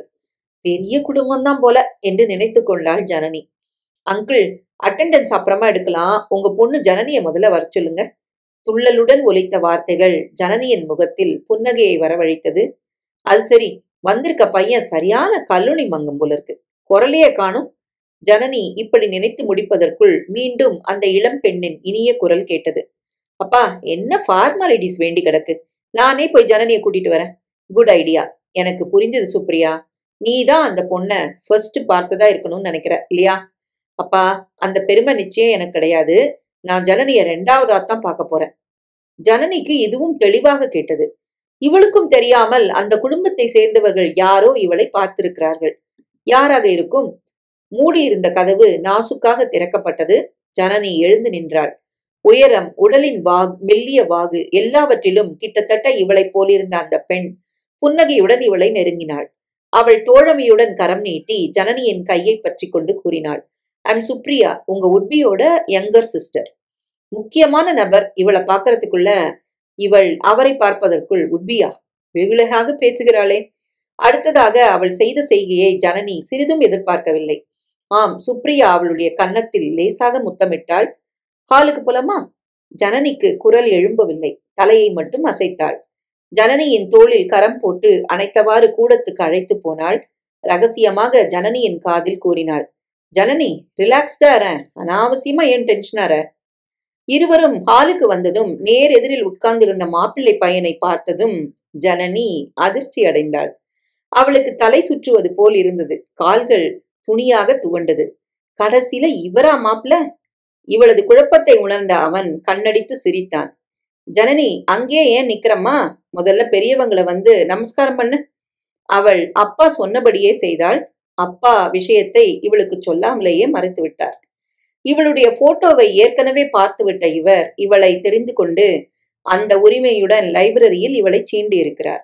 அப்படியானால் இவளை பிடிச்சிருக்கு என்றுதானே அர்த்தம்? முகம் சிவக்க அவன் எதிரில் நின்று நிமிர்ந்து பார்த்தாள். அதே பொறுக்கிதான் வந்திருக்கேன் என்று அவளுக்கு மட்டும் கேட்கும் விதத்தில் முணுமுணுத்தான். சந்திரசேகர் கூறினார், நீ போம்மா, அவனை நமஸ்காரம் செய்ய வேண்டிய அவசியம்லாம் இல்ல, அதெல்லாம் அப்புறம் வச்சுக்கலாம். பரிகாசம் செய்தார். அவனை வாய்க்கு வந்தபடி திட்டியதை ஒரு முறை நினைத்து பார்த்த அவள் அடுத்த நிமிடம் அவனையும் நமஸ்காரம் செய்தாள். சந்திரசேகர் மறுபடியும் பரிகாசம் செய்தார். சுவாமி, உங்க பொண்ணுக்கு என் பையனை நமஸ்காரம் செய்யறது பிடிக்கல போல இருக்கே. இப்போ ஒரே ஒரு தடவை காலில் விழுந்துட்டா, ஆயுசுக்கும் அது தாங்கும்னு நினைச்சுட்டா. பகவான் கிருபையில என் பொண்ணு அப்படி வளரல, அதை நீங்களே தெரிஞ்சுப்பீங்க என்று மிக மரியாதையுடன் கூறினார் கனபாடிகள்.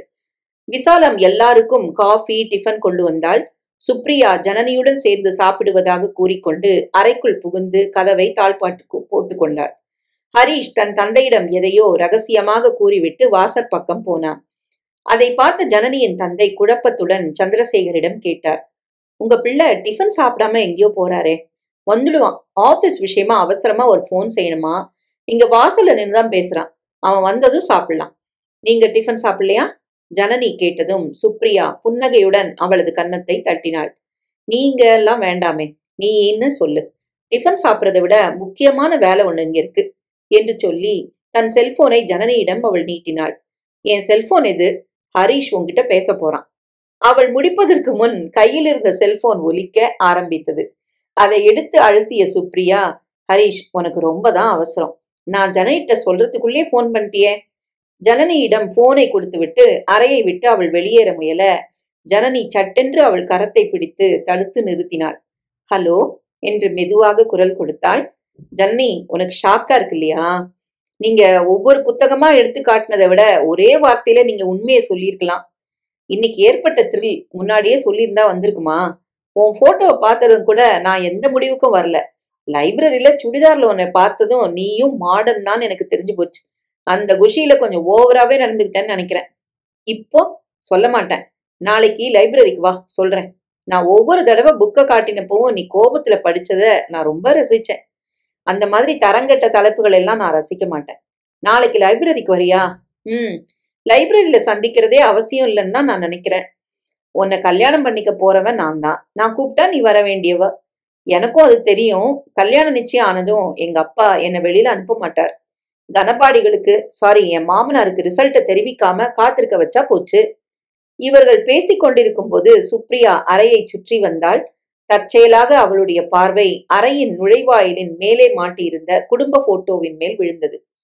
நடந்து கொண்டிருந்தவள் சட்டென்று நின்றாள். அதில் தம்பதிகள் இருவரும் உட்கார்ந்திருக்க ஜனனியும் அவள் அண்ணனும் பின்னாலே நின்றிருந்தனர். இருங்க ஹரீஷ், உங்க தங்கைய கூப்பிடுறேன். தேவையில்லை ஜனனி, எனக்கு பேசுறதுக்கு ஒண்ணுமே இல்ல, போன் ஆஃப் பண்ணிடு. ஜனனி போனை ஆஃப் செய்துவிட்டு சுப்ரியாவிடம் தர சுப்ரியா கேட்டாள், ஜனனி, இந்த போட்டோல உனக்கு பக்கத்துல நிக்கிறவர் யாரு? என் அண்ணன் கார்த்திக். நான் இவரை ஒரு தடவை பார்த்திருக்கேன். Is it? நாங்க 2 பேருமே மெட்ராஸ்ல பிறந்து வளர்ந்தவங்க தான். அவன் ஆம்பளையா பிறந்ததுனால வெளியில சுத்துற சான்ஸ் அதிகம். நான் இவரை பார்த்தது ஒரு சினிமா தியேட்டர் தான். இவரை பத்தி தொடர்ந்து பேசினா உனக்கு வருத்தமா இருக்கும். நோ ப்ராப்ளம், சொல்லுங்க சுப்ரியா. இவருக்கு ஒரு கேர்ள் ஃப்ரெண்ட் இருக்கான்னு நினைக்கிறேன். அவளோட சேர்ந்துதான் இவரை பார்த்தேன். அது எனக்கு மட்டும் தெரிஞ்ச ஒரு கசப்பான உண்மை. அந்த கேர்ள் ஃப்ரெண்ட் வேற ஒரு மதம், அதுவும் தெரியும். ஆனா நான் அவங்கள பார்த்த சமயத்துல இருவருக்கும் கல்யாணம் ஆகல. இப்பவும் ஆகல. என் கல்யாணம் பாதிக்க கூடாதுன்னு எனக்காகத்தான் அந்த கல்யாணத்தை தள்ளி போட்டிருக்கிறாருன்னு நினைக்கிறேன். ஐசி, நியாயமான காரணம்தான். நான் ஒரே ஒரு கேள்வி உன்னை கேட்கலாமா? ஷியோர். என் கல்யாணம் கார்த்திக் கல்யாணத்தினால பாதிக்கப்படுமா? நான் எப்படி இதுக்கு பதில் சொல்ல முடியும்? என் வரையிலும் இந்த உண்மையை அவங்களுக்கு சொல்லாதிருக்கலாம். உன் கல்யாணம் முடிகிற வரையிலும் என் பெற்றோர்களுக்கு தெரிய சான்ஸே இல்லை. நாங்க மறைச்சு பண்ணிட்டதா எங்க அப்பா மேல உங்க அப்பாவுக்கு கோபம் வரலாம். ஆனா எங்க அப்பாவுக்கு எதுவுமே தெரியாது. நீ உன் குடும்பத்துல சொல்லிடு. அதோட விளைவுகளை நான் ஏத்துக்கிறேன். ஜனனி இப்படி சொல்லவும் சுப்ரியா சட்டென்று ஜனனியை அருகில் இழுத்து இறுக அணைத்து கொண்டாள். ஜனனி, நீ எவ்வளவு நல்ல பொண்ணுங்கிறத நான் புரிஞ்சுக்கிட்டேன். என்ன நம்பு, நான் ஹரீஷ்க்கு கூட இதை சொல்ல மாட்டேன். ஹரீஷ் இதை பொருட்படுத்துவாரா? அவள் சிரித்தாள். ஹரீஷ் ஏதாவது உதவி கூட உனக்கு செய்யலாம். அவள் சிந்தனையுடன் பார்த்தாள். அவருக்கு என்ன தலைவிதி? எந்த விதத்துல அவர் உதவி செய்ய முடியும்? சுப்ரியாவே பேசினாள். ஆல்ரைட், இது உன் சொந்த விஷயம். உன் விருப்பம் எதுவோ அதை செய். இனிமே நான் உன்கிட்ட இதை பத்தி பேசவே மாட்டேன். இப்ப கூட உனக்கு தெரிஞ்சிருக்காதுங்கிற நினைப்புல நான் பார்த்ததை சொன்னேன், அவ்வளவுதான். வெளியே சந்திரசேகர் உரத்த குரலில் சுப்ரியா என்று கூப்பிட்டார். வரியாம்மா, இங்க ஹரிஷ் வந்து டிஃபன் கூட சாப்பிட்டாச்சு. நானும் ஜனனியும் சாப்பிட ஆரம்பிச்சிட்டோம். சில நிமிடங்களில் சுப்ரியா ஜனனியுடன் வெளியே வந்தாள். ஏம்மா சுப்ரியா, கல்யாணம் அப்புறம் மீதி பேச்ச பேசலாமே. அப்போ சண்டை போடத்தான் நேரம் சரியா இருக்கும் என்றான் ஹரிஷ். சுப்ரியாவை விட ஜனனிக்குத்தான் அதிகமாக கோபம் வந்தது. ஹரிஷை முறைத்தாள். இல்லப்பா, அந்த உறவு அப்படின்னு சொல்ல வந்தேன். இவங்க விதிவிலக்கா ஒத்துமையா இருந்தா நாம என்ன வேண்டாம் நான் சொல்ல போறோம், அதானே என்று சந்திரசேகர் சிரித்தார். பஸ்ஸிலிருந்து இறங்கிய ஜனனி லைப்ரரியை நோக்கி நடந்தாள். மனம் நிறைய பேச வேண்டிய வார்த்தைகள் அணிவகுத்து நின்றன. நிறைய பதட்டம் இருந்தது அவளுக்கு. ஏற்கனவே லைப்ரரியின் வாசலில் நின்ற ஹரிஷ் சோமு உட்கார்ந்திருக்கும் இடத்துக்கு பின்னால் மரத்தடுப்பு போட்டு தடுத்துள்ள ஒரு அறைக்கு அவளை அழைத்துச் சென்றான். அந்த அறையில் பிரிக்காத பண்டில்களாக நிறைய புத்தகங்கள் இருந்தன. அதை பிரித்து நம்பர்கள் போட்டு பதிவு செய்ய வேண்டும். சோமுவுக்கு இன்னும் நிறைய வேலைகள் இருந்தன. பெரும்பாலும் இரவு வேளைகளில் லைப்ரரியின் கதவை உள்பக்கம் பூட்டிக் கொண்டு இந்த வேலைகளை செய்வான். சோமு வாங்க என்று புன்னகையுடன் வரவேற்றான். அவன் புன்னகையின் காரணத்தை புரிந்து கொண்ட ஜனனி வெட்கத்தினால் முகம் சிவந்தாள். அந்த தடுப்பு அறையில் அவர்கள் உட்காரும் விதத்தில் புத்தக பண்டல்களை ஒரு ஓரத்தில் தள்ளிவிட்டு இருவருக்கும் நாற்காலிகளை கொண்டு வந்தான். ஜனனியே பேச்சை துவங்கினாள். எங்க அண்ணன் மூலமா உங்க முழு பேரையும் தெரிஞ்சுக்கிட்டேன். அது என்ன அவ்வளோ நீளமான பேரு? 2 பக்க தாத்தாக்களோட பேரையும் சேர்த்து வைக்கவே நீண்டு போச்சு.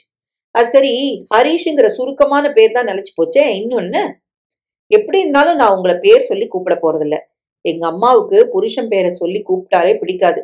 புருஷனுக்கு அற்பாயுசு விதி அமையும்னு பயம். அவன் பரிகாசமாக கேட்டான். இத நீ நம்புறியா? இந்த விஷயத்துல எந்த விஷ பரீட்சையும் செய்ய நான் தயாரா இல்ல.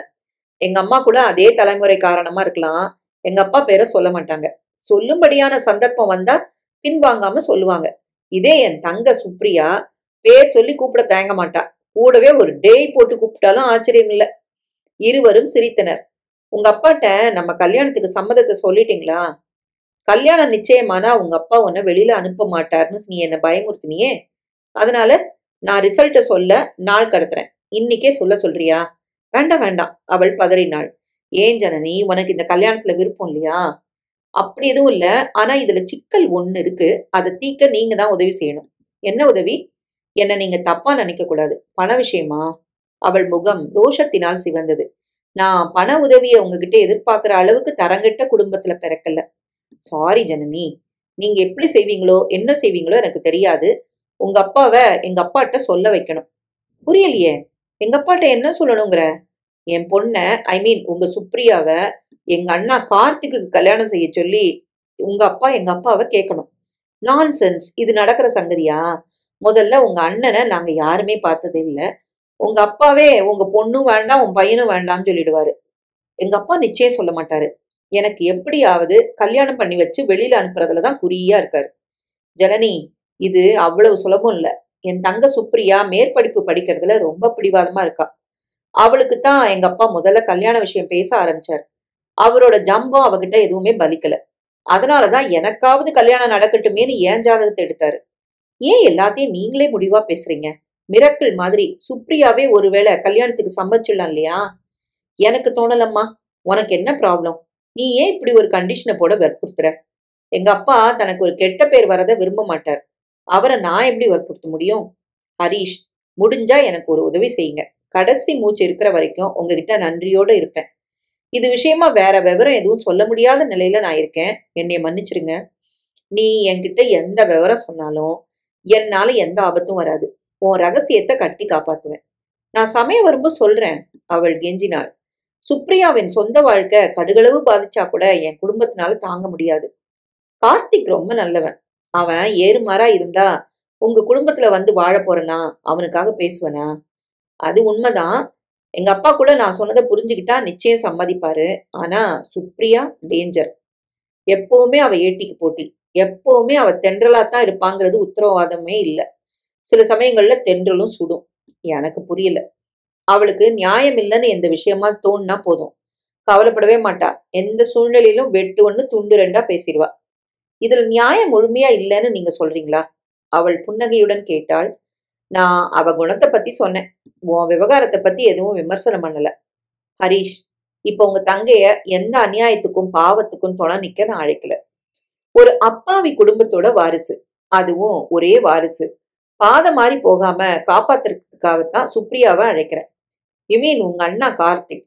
ஆமா என்பது போல் அவள் தலையை அசைத்தாள். என்னை தவிர யாருக்குமே தெரியாத பெரிய சிக்கல் இது. இந்த கல்யாண யோசனை கூட என்னோடதுதான். என்ன சிக்கல்? பொண்ணு விஷயமா? நிச்சயமா இல்ல. Then what's the problem? கடன், கெட்ட சகவாசம், பிளாக்மெயில், இப்படி ஏதாவது? கடவுளே, இதெல்லாம் அவன் பக்கத்திலே வர முடியாது. அவ்வளோ நல்லவன். ஜனனி, நீ புரியாம பேசாத. சுப்ரியா என் தங்க. அவளோட சுக துக்கத்துக்கு முழு பொறுப்பு நான் தான். அவளுக்கு மட்டும் இல்ல, என் குடும்பத்துல எல்லாருக்குமே நான் பதில் சொல்லியாகணும். அந்த பொறுப்பு எனக்கும் தான் இருக்கு. சுப்ரியாவை பத்தி உங்க மனசுக்குள்ள கவலை அதிகமா இருந்தா பரவாயில்ல, இந்த 2 கல்யாணத்தோட யோசனையும் கை விட்டுடலாம். உங்களை நான் நிச்சயம் குறை சொல்ல மாட்டேன். அதாவது சுப்ரியா கார்த்திக் கல்யாணம் நடந்தாதான் நம்ம கல்யாணமும் நடக்கும்னு சொல்றியா? அவள் அவனை பரிதாபமாக பார்த்தாள். நான் இத கண்டிஷனா சொல்லல, ஒரு வரமா தான் உங்ககிட்ட வேண்டி கேட்கிறேன். சட்டென்று குனிந்து அவனுடைய பாதங்களை தொட்டு கண்களில் ஒற்றிக்கொண்டாள். ஏ ஜனனி, என்ன இது? கர்நாடக வழக்கம். ஹரிஷ் பரிகாச குரலில் தொடர்ந்து பேசினான். சோ நம்ம கல்யாணம் திருமகள் லைப்ரரியில 6 அடி இடுக்கு ரூம்ல புத்தக குப்பைகளுக்கு நடுவுல நிச்சயமாறுது. ஜனனி சிரிப்பை அடக்க முடியாமல் சிரித்தாள். இந்த சந்தோஷத்தை ஒரு ஹோட்டலுக்கு போய் ஸ்வீட் காஃபி சாப்பிட்டு செலிப்ரேட் பண்ணலாமா? இன்னும் எவ்வளவோ தடை கற்களை தாண்ட போற நம்ம கல்யாணத்துக்கு இது முதல் செலிப்ரேஷனா முடிஞ்சிட போகுது. நெவர். நம்ம கல்யாணத்தை நிறுத்த விடுவேனா? தூக்கிட்டாவது போயிடுவேன். அழகிய அவள் கண்களை பார்த்தபடியே சொன்னான். ஜனனி மௌனமாக அவனுடன் நடந்தாள். சோமு உரத்த குரலில் கேட்டான். மேடம், புக் எதுவும் வேண்டாமா? வேண்டாம். இன்னைக்கு மட்டுமா, எப்பவுமா? என்னைக்குமே வேண்டாம். ஹரிஷ் பதில் சொல்ல சோமு சிரித்தான். சோமு பாவம், எங்க குடும்பத்துக்கு நன்மை பண்ணிருக்கார். இப்போ நீ போட்டிருக்க கண்டிஷனுக்கும் அவன் செஞ்ச நன்மைக்கும் சம்பந்தம் உண்டா? இருக்கலாம், அவள் புன்னகையுடன் கூறினாள். அப்பப்பா, நீ லேசுப்பட்டவ இல்ல. என்ன இருந்தாலும் கனபாடிகளின் மகள் இல்லையா? எங்க அப்பாவை ஏன் தேவையில்லாம இதுல இழுக்கிறீங்க? பொய் கோபத்துடன் சினுங்கினாள். அந்த கோபத்தை ரசித்து சிரித்தான் ஹரிஷ். அன்று இரவு ஹரிஷ் தன் தந்தை சந்திரசேகரை தேடி வந்தபோது அவர் அறையில் தனியாகத்தான் இருந்தார். அப்பா, தயக்கத்துடன் அழைத்தான். கையில் இருந்த புத்தகத்தை மூடி வைத்துவிட்டு, ஹரிஷ், காலையில கனபாடி சுவாமிகள் வந்திருந்தார். அவர்கிட்ட பையனை ஒரு வார்த்தை கேட்டுட்டு சொல்றேன்னு சொல்லி அனுப்பிச்சிட்டேன். நீ இன்னும் உன் அபிப்பிராயத்தை சொல்லவே இல்லையே. அவன் மௌனித்தான். அவ்வளோ படிச்சவர், வேதத்தையே மூச்சா நினைச்சு பேசுறவர், மரியாதையான அவ்வளோ பெரிய பண்டிதரை போய் இப்படி நடையா நடக்க வைக்கிறது எனக்கு சரியா படல. பொண்ணு பிடிச்சிருக்குப்பா, குணமும் நல்லவளத்தான் இருப்பான்னு தோன்றது. எனக்கு ஒரு ஐடியா வந்திருக்கு. சுப்ரியா கல்யாணம் தான் முதல்ல, என் கல்யாணம் 2வது பட்சம்தான்ப்பா. உனக்கு கல்யாணம் வேண்டாங்கிறியா? அது இல்லப்பா. ஏன் சத்தம் போடுறீங்க? அந்த பொண்ணுக்கு அண்ணன் ஒருத்தன் இருக்கானே, அவனுக்கு நம்ம சுப்ரியாவை கொடுத்தா என்ன? இந்த அல்லிராணி அவ்வளவு சுலபமா கழுத்து நீட்டுவாளா? நீங்க அவகிட்ட கண்டிப்பா பேசுங்க. அவளுக்கு நாளைக்கு நல்ல மாப்பிள்ளை கிடைக்கணும். மாமியார் நாத்தனார் கொடுமைகள் இல்லாம இருக்கணும். இது பொண்ணு எடுத்த இடம். நம்ம பொண்ணுக்கு ஒரு ப்ராப்ளம் ஏற்பட்டா நம்ம கையில துருப்பு சீட்டா ஜனனி இருக்கா. ரொம்ப அழகா பேசுற. ஏண்டா, சீட்டாட்டமும் கல்யாணமும் உனக்கு ஒரே சங்கதியா போயிடுச்சடா மடையா? ஹரிஷ், ஒண்ணு செய். நீயே உன் தங்ககிட்ட பேசிப்பார். அப்பா, நான் பேசினா இப்பவே மாமியார் குடும்பத்துக்கு உழைக்க ஆரம்பிச்சிட்டியான்னு என்ன கேலி பண்ணுவா. உன் கல்யாணத்துக்கும் என் கல்யாணத்துக்கும் என்ன சம்பந்தம்னு சீறி விழுவா. உன் மச்சனனுக்கு தானே நீ வரம் தேடுற. நினைச்சேன், மத்தளத்துக்கு 2 பக்கமும் இடி. இந்த 2 ஃபேமிலிங்க நடுவுல நான் தான் மத்தளமா இடிபட போறேன். சரி சரி, சலிச்சுக்காத. நானே பேசுறேன். அவ நோன்னு சொன்னாலும் உன் கல்யாணம் நடக்கும். நீ கவலைப்படாத. அவர் முதலில் தன் மனைவி மங்களத்திடம் ஹரிஷின் யோசனையை கூறி அவளுடைய சம்மதத்தை கேட்டார். அவளுக்கும் அது நல்ல யோசனையாக பட்டது. பெத்த தாயா லட்சணமா உன் பொண்ணு சம்மதத்தை கேளு. அவ சம்மதத்தை கேட்டதும் அப்புறம் கார்த்திகோட ஜாதகத்தை வாங்கி பொருத்தம் பார்க்கலாம். எனக்கு வேணாம் எந்த வம்பும். அவ பேசியே எனக்கு கொன்னுடுவா. நீ பெத்த பொண்ணுடி அவ. கழுத்தை நீட்டுன்னு நீ சொன்னா அவ கண்ணை மூடிட்டு கழுத்து நீட்டணும். அந்த மாதிரி நீ பொண்ணை வளர்க்காதது ஓன் தப்புடி. பேச வேண்டிய சமயத்துல பயமா இருக்குன்னு நீ பின்வாங்குறியே, உனக்கு வெக்கமா இல்ல? எங்க அம்மா இத்தனை வயசுக்கு மேல எதுக்காக வெட்கப்படணும் என்று கேட்டுக்கொண்டே சுப்ரியா தன் தந்தையின் அறைக்குள் நுழைந்தாள். இல்லம்மா, உங்க அம்மா ஒரு தாய் செய்ய வேண்டிய கடமைய சரியா செய்யாம தவற விட்டுட்டா. அதை குறிப்பிட்டுதான் வெட்கப்பட வேண்டிய விஷயம்னு சொல்றேன். வேணும்னா புள்ள விஷயத்துல அந்த குற்றச்சாட்டை அம்மா மேல சுமத்துங்க. நான் சரியாத்தான் வளர்ந்திருக்கேன். அம்மா வீதியில தலை நிமிர்ந்து நடக்கிறாங்கன்னா அதுக்கு காரணம் நான் தான். அவ நடந்தா போதுமா? நீ தலை குனிஞ்சு கல்யாண பந்தல்ல மணமகளா உட்கார்றத நாங்க பார்க்கணும்னு ஆசைப்பட்டா நீ எதுக்கு ஒத்துக்க மாட்டேங்கிறியே? அவள் சிரித்தாள். அப்பா, வாசல்ல மாப்பிள்ளை மாலையோட நிக்கிறாரா? நான் பார்க்கட்டுமா? வாசல்ல வந்து நிக்கலாமா? தெரு முனைக்கு வந்துட்டான். எங்க பொண்ணு கல்யாணம் பண்ணிக்கிறதா இல்லைன்னு அடிச்சு விரட்டிட வேண்டியதுதான். எங்களுக்கு பிடிச்சு போச்சுமா. யாருப்பா அந்த மாப்பிள்ள? அதான்ப்பா, ஹரீஷோட வருங்கால மச்சினன், ஜனனியின் அண்ணா கார்த்திக். சுப்ரியா மௌனமாக இருந்தாள். சுப்ரியா, உன்னோட மனசை தெரிஞ்சுன்னா நான் ஜாதகத்துக்காக கனபாடிகள் கிட்ட கேட்க போறேன். நான் இந்த கல்யாணத்துக்கு சம்மதம் கொடுக்கலனா கூட ஹரிஷுக்கு ஜனனியோட கல்யாணம் நடக்குமா? அஃப்கோர்ஸ். ஆனா இந்த எண்ணம் எங்க எல்லார் மனசுலயும் ஒட்டுமொத்தமா ஏற்பட்டிருக்கு. இது கல்யாணம்க்கு வரைக்கும் வரலன்னா 2 குடும்பத்துல உள்ளவங்களுக்கும் மனசுக்குள்ள ஒரு நெருடல் ஏற்படும் நினைச்சாதான் ரொம்ப சங்கடமா இருக்கு. நீங்க இத பத்தி இது வரைக்கும் அந்த ஃபேமிலியில இருக்கிறவங்க கிட்ட யார்கிட்டயாவது பேசலங்கிறப்போ நெருடல் எப்படி ஏற்படும்? உன்கிட்ட சொல்றதுக்கு என்ன சுப்ரியா? ஜனனியே இந்த ஐடியாவை ஹரிஷ்ட சொன்னாலோ என்னவோ 2 குடும்பத்துக்கும் பரஸ்பர நன்மை இருக்குன்னு சொல்லியிருப்பான்னு தோணுது. ஆனா ஹரிஷ் தான் என்கிட்ட இந்த ஐடியாவே சொன்னான். அந்த அங்கிளை பார்த்தப்போ கைய குவிச்சு வணங்கலாம் போல, அந்த அளவுக்கு தேஜஸோட இருக்கிறார் என்று சுப்ரியா சொல்ல, அவர் பையனை பார்க்க ஏற்பாடு பண்ணலாமா? கொஞ்சம் தைரியத்துடன் சந்திரசேகர் கேட்டார். இது வெறும் மேரேஜ் ஆஃப் கன்வீனியன்ஸ். பேசுறதுக்கும் பார்க்கறதுக்கும் தேவையில்லைன்னு நினைக்கிறேன். வெளியில் நின்று இவர்கள் பேசுவதை கேட்டுக்கொண்டிருந்த ஹரிஷ் தங்கை கூறியதை கேட்டவுடன் அதிர்ச்சி அடைந்தான். மங்களம் மெல்ல ஆரம்பித்தாள். அந்த விசால மாமியும் சாதுவாத்தான் இருக்கா. நீ அந்த மாமியை கொடுமைப்படுத்தாம இருந்தாலே போதும். அம்மா, நான் அந்த மாமியை எதிர்த்தா அடுத்த நிமிஷம் உனக்கு தான் ஆபத்து. ஜனனி உன்னை ஒரு கை பாத்துருவா. தன்னோட சேஃப்டிக்காகத்தான் இந்த ஐடியாவை அவ சொல்லியிருப்பான்னு நினைக்கிறேன். மங்களம் என்று கோபத்துடன் கர்ஜித்த சந்திரசேகர், எதையாவது உளராத.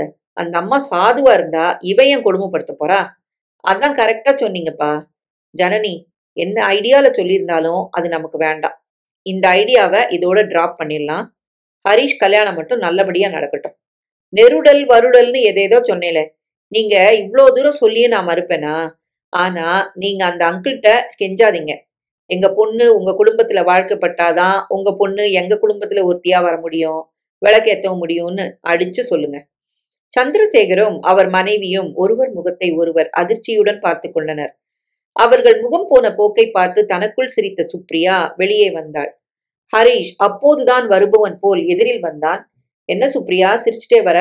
அப்பாவை கேளு, சொல்வார் என்றபடியே தன் அறைக்குள் புகுந்தாள். அன்று சுப்ரியா வெகுநேரம் தூங்கவில்லை.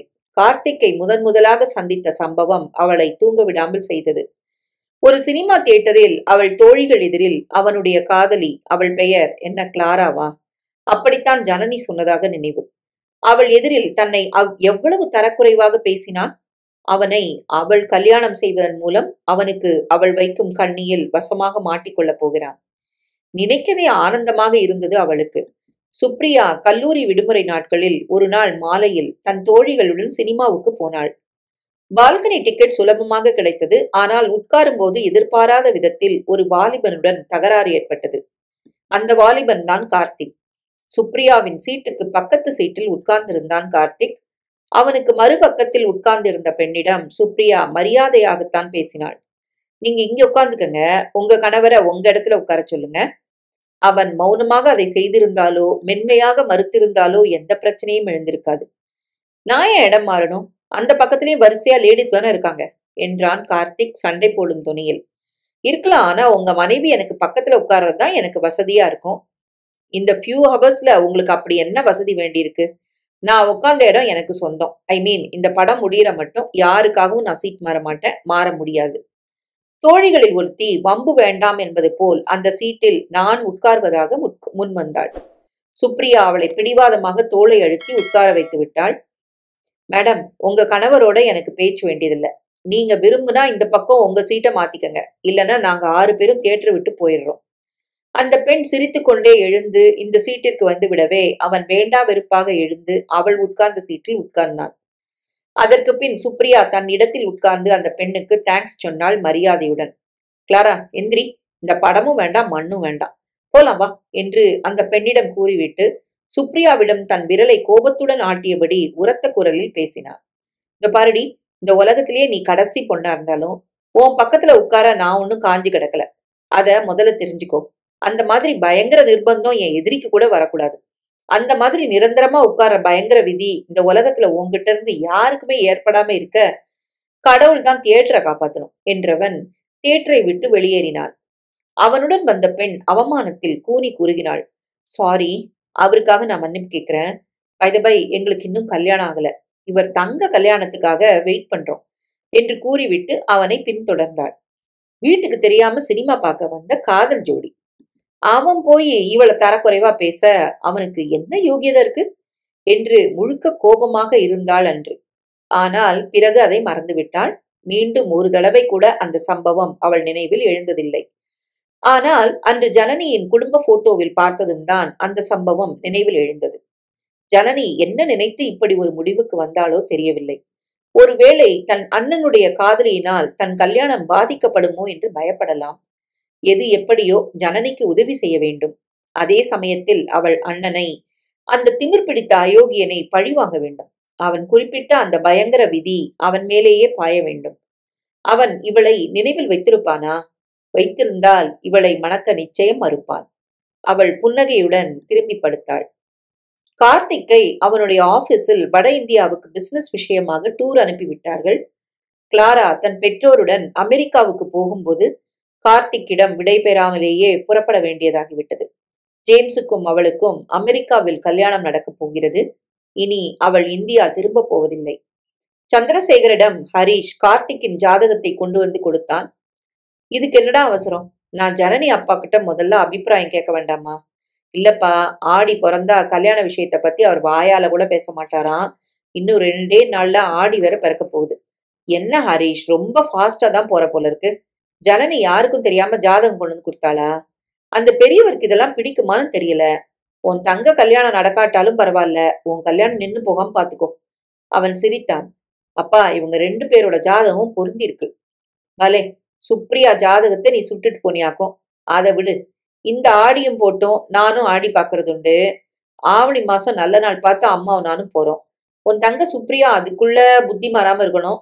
ஜாதக விஷயத்த அவ குழஞ்சாருன்னா என்னடா பண்றது? நீங்க ஜாதகம் புதுசா கொடுங்க, புதுசா வாங்குங்களே. கரெக்ட். நான் அவருக்கு போன் பண்ணி ஆவணி மாசம் வரதா சொல்லிடுறேன். சுப்ரியா விஷயத்தையும் அப்ப பேசினா போதும். ஆவணி பிறந்ததும் ஒரு நல்ல நாள் பார்த்து நீலகண்ட சாஸ்திரிகளின் வீட்டுக்கு மனைவியுடன் வந்தார் சந்திரசேகர். தாம்பூலத்தட்டை சாஸ்திரிகள் கையில் வைத்து தன் பெண் சுப்ரியாவை அவர் புதல்வனுக்கு நிச்சயம் செய்து கொள்ளும்படி மரியாதையுடன் கேட்டுக்கொண்டார். மறைமுகமாக இந்த கல்யாணம் நடந்தாதான் ஏற்கனவே நிச்சயமான ஜனனி ஹரீஷ் கல்யாணம் நடக்கும் என்றும் சொன்னார். என்ன செய்ய, ஹரீஷ் அப்படித்தானே ஆர்டர் போட்டிருக்கிறான். அவர் போனதும் கனபாடிகள் சலித்து கொண்டார். இது போகாத ஊருக்கு பாத கேட்கிற சங்கதி. ஜனனிய மரியாதையுடன் நிராகரிக்கிறாங்க. ஏன் இப்படி சொல்றேன்? உனக்கு புரியலையாடி? உன் புள்ள கல்யாணத்துக்கு இப்ப என்ன அவசரம்? ஜனனிக்கு கல்யாணம் முடிஞ்சதும் அந்த கடன்களை நாம அடைக்க வேண்டாமா? கார்த்திக் ஏதாவது உதவி செஞ்சாதானே முடியும். நம்ம தரித்திரம் நம்மள விடவே போறதில்ல.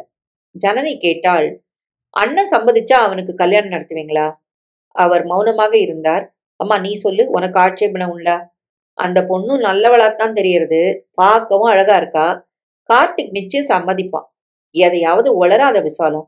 என் பொண்ண கல்யாணம் பண்ணிக்கிறவன் அவளுக்காகவே பண்ணிக்கணும். எந்த கண்டிஷனும் போடக்கூடாது. அப்பா, உங்க பொண்ணு எந்த விதத்திலயும் அவ்வளவு உயர்வு இல்லப்பா. ஏம்மா ஜனனி, உன்னை நீ ஏன் மதிப்பு குறைவா பேசுற? உண்மையும் அதுதானப்பா. உங்க பெருமை கௌரவம் எதுவுமே பங்கம் அடையக்கூடாது. என் எண்ணமே அதுதான். இந்த 2 கல்யாணமும் நடந்தாதான் அது நிறைவேறும். ஏன் ஜனனி, நீ அந்த ஹரிஹர சுப்பிரமணியன் ஆசைப்படுறியா? இந்த காலத்துல சொல்றாளே காதல்னு, அந்த மாதிரி ஏதாவது? காதலும் இல்ல, ஒரு மண்ணும் இல்ல. நான் உங்க பொண்ணுப்பா. நான் அந்த மாதிரி எல்லாம் என் மனசை தளர விட மாட்டேன். இவ மட்டும் இல்ல, நம்ம புள்ள கார்த்திக் கூட அந்த விஷயத்துல தங்க கம்பி. சொல்லி சிரித்தாள் விசாலம். அம்மாவை ஜனனி எரிச்சலுடன் பார்த்தாள். உன் புள்ள உன் தலையில கல் அள்ளி போடணும்னு கையில எடுத்துட்டான் என்று மனதுக்குள் புலம்பினாள். கார்த்திக் அன்று இரவு ஊரிலிருந்து வந்து விட்டான். மீனம்பாக்கத்துக்கு வந்த அவன் நண்பன் அறையும் குறையுமாக சொன்னதும் அதிர்ச்சி அடைந்தான். நேரே சர்ச்சுக்கு ஓடினான். அவனுக்கும் கிளாராவுக்கும் தெரிந்த ஃபாதரை சந்தித்தான். அவள் மேல் அவனுக்கு கோபம் வராத முறையில் பக்குவமாக விவரங்களை சொன்னார் அவர். வாழ்க்கையே வெறுத்து போய் கால் செல் இடமெல்லாம் சுற்றினான். இரவு 11 மணிக்கு மேல் தன் வீட்டுக்கு திரும்பினான். அவனுடைய அறையில் வெறும் தரையில் ஜனனி குப்புறப்படுத்து கிடந்தாள். 2, 3 முறைகள் கூப்பிட்டு பார்த்தும் அவளிடம் எந்த அசைவும் தென்படவில்லை. ஜுரமோ என்று சந்தேகப்பட்டு நெற்றியை தொட்டு பார்த்தான். அவளிடம் எந்த முனங்களும் கேட்கவில்லை. கீழே இறங்கி சாப்பிட போனான். அப்போது அம்மாவிடம் விவரம் கேட்டான். அவள் நடந்தவற்றை சொன்னாள். அவளுக்கு என்ன கவலை? பிள்ளையின் கல்யாணமும் கூடி வரப்போகிறது என்று உற்சாகத்துடன் பேசினாள். அவன் மாடிக்கு போனதும் சற்று அதட்டலாகவே பேசினான். ஜனனி, எந்திரி. இந்த ஹரிஷ் இல்லைன்னா என்ன, வேற வரன் பார்க்கலாம். அவள் ஆவேசமாக எழுந்தாள். மறுபடியும் பொன் பார்க்கும் படணும். நான் ஒவ்வொருத்தங்காலையும் விழணும். அமோகமா டிஃபன் காஃபியை கொட்டிக்கட்டும். இதை விட நான் கல்யாணமே பண்ணிக்காம இப்படியே இருந்துடுறேன். ஜனனி, நான் நாளைக்கே போய் ஹரிஷை பார்க்கறேன். அண்ணா, என் மேல சத்தியம், நீ யாரையும் பார்க்க கூடாது. என்னம்மா இது, நீ இப்படிலாம் பேசுறது எனக்கு பிடிக்கல. வேற என்ன செய்யலாம் சொல்லு. கடைசியில என்னாலேயா உன் கல்யாணம் நிக்கணும்? நீ என்ன செய்வ? என் தலைவிதி. என் செல்ல தங்க, உனக்கு ஒன்னும் செய்ய முடியாத நிலையில நான் இருக்கேன். நான் அவ்வளவு கிராதகியோ சுயநலக்காரியோ இல்ல. நீ கிளாராவை விட்டு இந்த சுப்ரியாவை கல்யாணம் பண்ணிக்கணும்னு நான் எதிர்பார்க்கல. உன் கல்யாணம் நடக்கலன்னா என் கல்யாணம் மட்டும் எப்படி நடக்கும்? நான் தான் கல்யாணமே வேண்டான்னு சொல்றேனே. கார்த்திக் யோசிக்க ஆரம்பித்தான். இவன் அந்த பொண்ணை மணக்க மறுத்தா ஜனனியோட கல்யாணம் நின்னுடும். ஜனனியோட கல்யாணம் நல்லபடியா நடக்க இவன் அந்த பொண்ணை மணக்கலாமே. அப்பாவுக்கும் திருப்தியா இருக்கும். ஜனனி, தங்கையின் அருகில் உட்கார்ந்து அவள் தலையை பரிவுடன் வருடினான். உன் கல்யாணம் ஹரிஷோட நிச்சயம் நடக்கும். நான் ஹரிஷோட தங்கையை கல்யாணம் பண்ணிக்க சம்மதிக்கிறேன். அவள் அண்ணனை மகிழ்ச்சியுடன் பார்த்தாள்.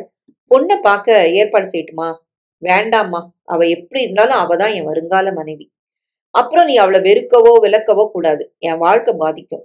மாட்டேன் என்பது போல் கார்த்திக் இரு பக்கமும் தலையசைத்தான். இப்ப நீ ஹாப்பி தானே? கார்த்திக்கின் இரு கரங்களையும் எடுத்து தன் கன்னத்தில் வைத்துக்கொண்டு சிரித்தாள் ஜனனி. கார்த்திக் கல்யாணத்துக்கு சம்மதித்து விட்டான் என்று விசாலத்தின் மூலம் தெரிந்ததும் நீலகண்ட கனபாடிகள் அளவில்லாத அதிர்ச்சி அடைந்தார். கார்த்திகையா, உனக்கு கல்யாணம் அவ்வளவு அவசரமா நடந்தானுமா? அவசரம் இல்லப்பா, ஆனா என் தங்கையோட கல்யாணம் நின்னு போகாம இருக்கத்தான் நான் அவசர வேண்டியிருக்கு. விசாலம் அவனுக்கு தங்கையின் மேல் உள்ள பாசத்தை நினைத்து பூரித்து போனாள். அடுத்தடுத்து காரியங்கள் மிக வேகமாக நடைபெற்றன. ஒரே ஒரு வித்தியாசத்தில் நாள் கிடைக்க தேதி குறித்தார்கள். ஜனனியின் கல்யாணம் முதலில் நடக்கும் விதத்தில் அமைந்தது. அவளும் ஹரிஷும் லைப்ரரியில் வழக்கம் போல் சந்தித்தனர். உங்க தங்கை எப்படி கல்யாணம் பண்ணிக்க சம்மதிச்சா? ஜனனி முதலில் கேட்ட கேள்வியே இதுதான். எங்க அப்பா, அம்மா, நான் எல்லாருமே இது அதிர்ச்சியா தான் இருக்கு. ஸ்டேட்ல இருந்து எங்க அண்ணன் கூட போன் பண்ணி கேட்டான். அது சரி, உனக்கு ஏன் இந்த கல்யாணத்துல இவ்வளவு அக்கறை? சமயம் வரும்போது சொல்றேன். நீ கார்த்திக் வேற மதத்தை சேர்ந்த பொண்ண காதலிச்சான். அவனை மடக்கத்தான் இந்த யோசனை. இவ்வளவுதானா? சுவாரஸ்யமே போயிருச்சே.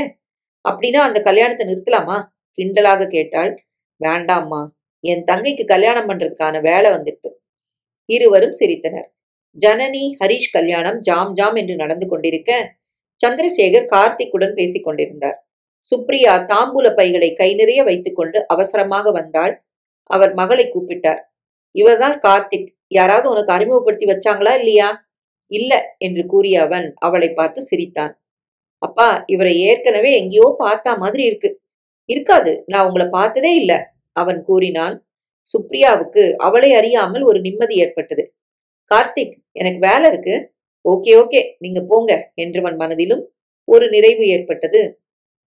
கெட்டி மேளம் ஒலிக்க அட்சதையும் மலர்களுமாக தூவ கார்த்திக் சுப்ரியாவின் கழுத்தில் தாலி கட்டினான். ஜனனி மூன்றாவது முடிச்சு போட்டுவிட்டு சுப்ரியாவின் கரத்தை பிடித்து குலுக்கினாள். என் அழகான நாத்தியே, இந்த கல்யாணத்தில் ஒரு ரகசியம் என்ன? அவள் காதுகளின் அருகில் தன் உதடுகளை வைத்து கேட்டாள். ரகசியம் ஏது? கிளாராவை தவிர்க்கிறதுக்கு தான் உனக்கே தெரியுமே. கிளாரா ஜேம்ஸுங்கிறவனை கல்யாணம் பண்ணிட்டு அமெரிக்கால எப்பவோ செட்டில் ஆயிட்டாளே. மூணாவது முடிச்சியும் சாவகாசமாக போட்டுட்டு இவ்வளவு லேட்டா சொல்றியே என்று சுப்ரியா கண்ணடித்தாள். இருவரும் உரக்க சிரித்தவுடன் அந்த மண்டபத்தில் உள்ள அனைவரது பார்வையும் இவர்கள் மேல் விழுந்தது. அன்று இரவு சுப்ரியாவை தன் பிறந்த வீட்டில் கார்த்திக்கின் அறைக்கு ஜனனிதான் அழைத்துச் சென்றாள். சுப்ரியா, நீ அண்ணனை ஏதோ தியேட்டர்ல பார்த்துதான் சொல்ற. நான் அதை பத்தி அவன்கிட்ட கேட்டேன். அவன் உன்னை பார்த்ததே இல்லைன்னு சொல்றான். அப்படியா? இது அவரோட ஞாபக மறதியை தான் காட்டுது. என் சமத்து பொண்ணே, அவன் தன் ஞாபக மறதியால உன்னை மறந்துட போறான். நீ கொஞ்சம் உன்னை அவனுக்கு நினைவுபடுத்து என்று ஜனனி குறுக்குடன் கூறினாள். சுப்ரியா வெட்கத்தினால் முகம் சிவந்தாள். கதவை மூடிவிட்டு ஜனனி சென்றதும் அவள் சத்தம் செய்யாமல் தாழ் போட்டாள். ஜன்னல் வழியாக வீதியை பார்த்து கொண்டிருந்த கார்த்திக் வளையல்களின் சத்தத்தினாலும் அவள் கூந்தலில் வைத்துக் கொண்டிருந்த பூவின் நறுமணத்தாலும் கவனம் ஈர்க்கப்பட்டு திரும்பினான். அவள் தன் கையில் கொடுத்த பாலை வாங்கி குடித்தான். சுப்ரியா, உன்கிட்ட எதையுமே நான் மறைக்க விரும்பல. இந்த கல்யாணத்துக்கு நான் முழு மனசோட சம்மதிக்கல. ஜனனியோட கல்யாணம் நின்றுடக்கூடாதுங்கிற எண்ணத்தினாலதான் நம்ம கல்யாணம் நடத்தக்க சம்மதிச்சேன். எனக்கு தெரியும், அதுக்கான காரணமும் எனக்கு தெரியும். அவன் திடுக்கிட்டு அவளை பார்த்தான். உங்களால கிளாராவை மறக்க முடியல. அவள் அவனை நேராக பார்த்து சிரித்தாள். யார் சொன்னா? ஜனனியா? இல்ல, ஜனனி அவளை பார்த்ததில்ல. நான் தான் உங்களோட கிளாரா சேர்ந்து இருக்கிறத பார்த்திருக்கேன். கிளாரா விஷயம் தெரிஞ்சும் நான் ஏன் உங்களை கல்யாணம் பண்ணேன்னு கேக்குறீங்களா? உங்களுக்கு ஜனனி முக்கியங்கிற மாதிரி எனக்கு என் அண்ணன் ஹரிஷ் முக்கியம்னு நினைப்பீங்க. அதுவும் இல்ல. பின்ன என்ன காரணம்? நான் தெரிஞ்சுக்கலாமா? என் முகத்தை கவனிச்சு பாருங்க. பார்த்த முகமா தெரியலையா? இல்லம்மா, எனக்கு உங்க முகம் நல்லா பரிச்சயமான முகமா இருக்கு. சான்ஸே இல்லம்மா, சினிமா தியேட்டர்ல பார்த்தோமே என்று கூறி அந்த தியேட்டரின் பெயரையும் கூறினாள். அப்பொழுதும் அவனுக்கு நினைவுக்கு வரவில்லை.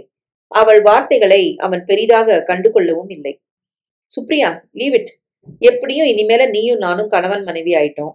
ஏற்கனவே பார்த்திருந்தா என்ன, தியேட்டர்ல பார்த்தா தப்பு ஒண்ணும் இல்லையே என்று கூறி அவளுடைய கரத்தை பற்ற போனான். உங்க கிளாராவை முதலாவும் கடைசியாவும் அன்னைக்குத்தான் பார்த்தேன். அவளை பத்தி இனிமே பேச்சென்ன? ஜனனி சொன்னது மாதிரி காதலோட பொருள் எனக்கு தெரியல. சிலருக்கு காதல் ராசி இல்லாம இருக்கலாம். ஆனா மோதல்ல ஆரம்பிச்சு கல்யாணத்துல முடிகிற ராசி இருக்கலாம். நீ என்ன சொல்ல வர? நான் யாருன்னு தெரிஞ்சுக்க உங்களுக்கு ஆசையா இல்லையா? இதுக்கு முன்னாடி நீ யாருன்னு நான் கவலைப்பட்டதில்ல.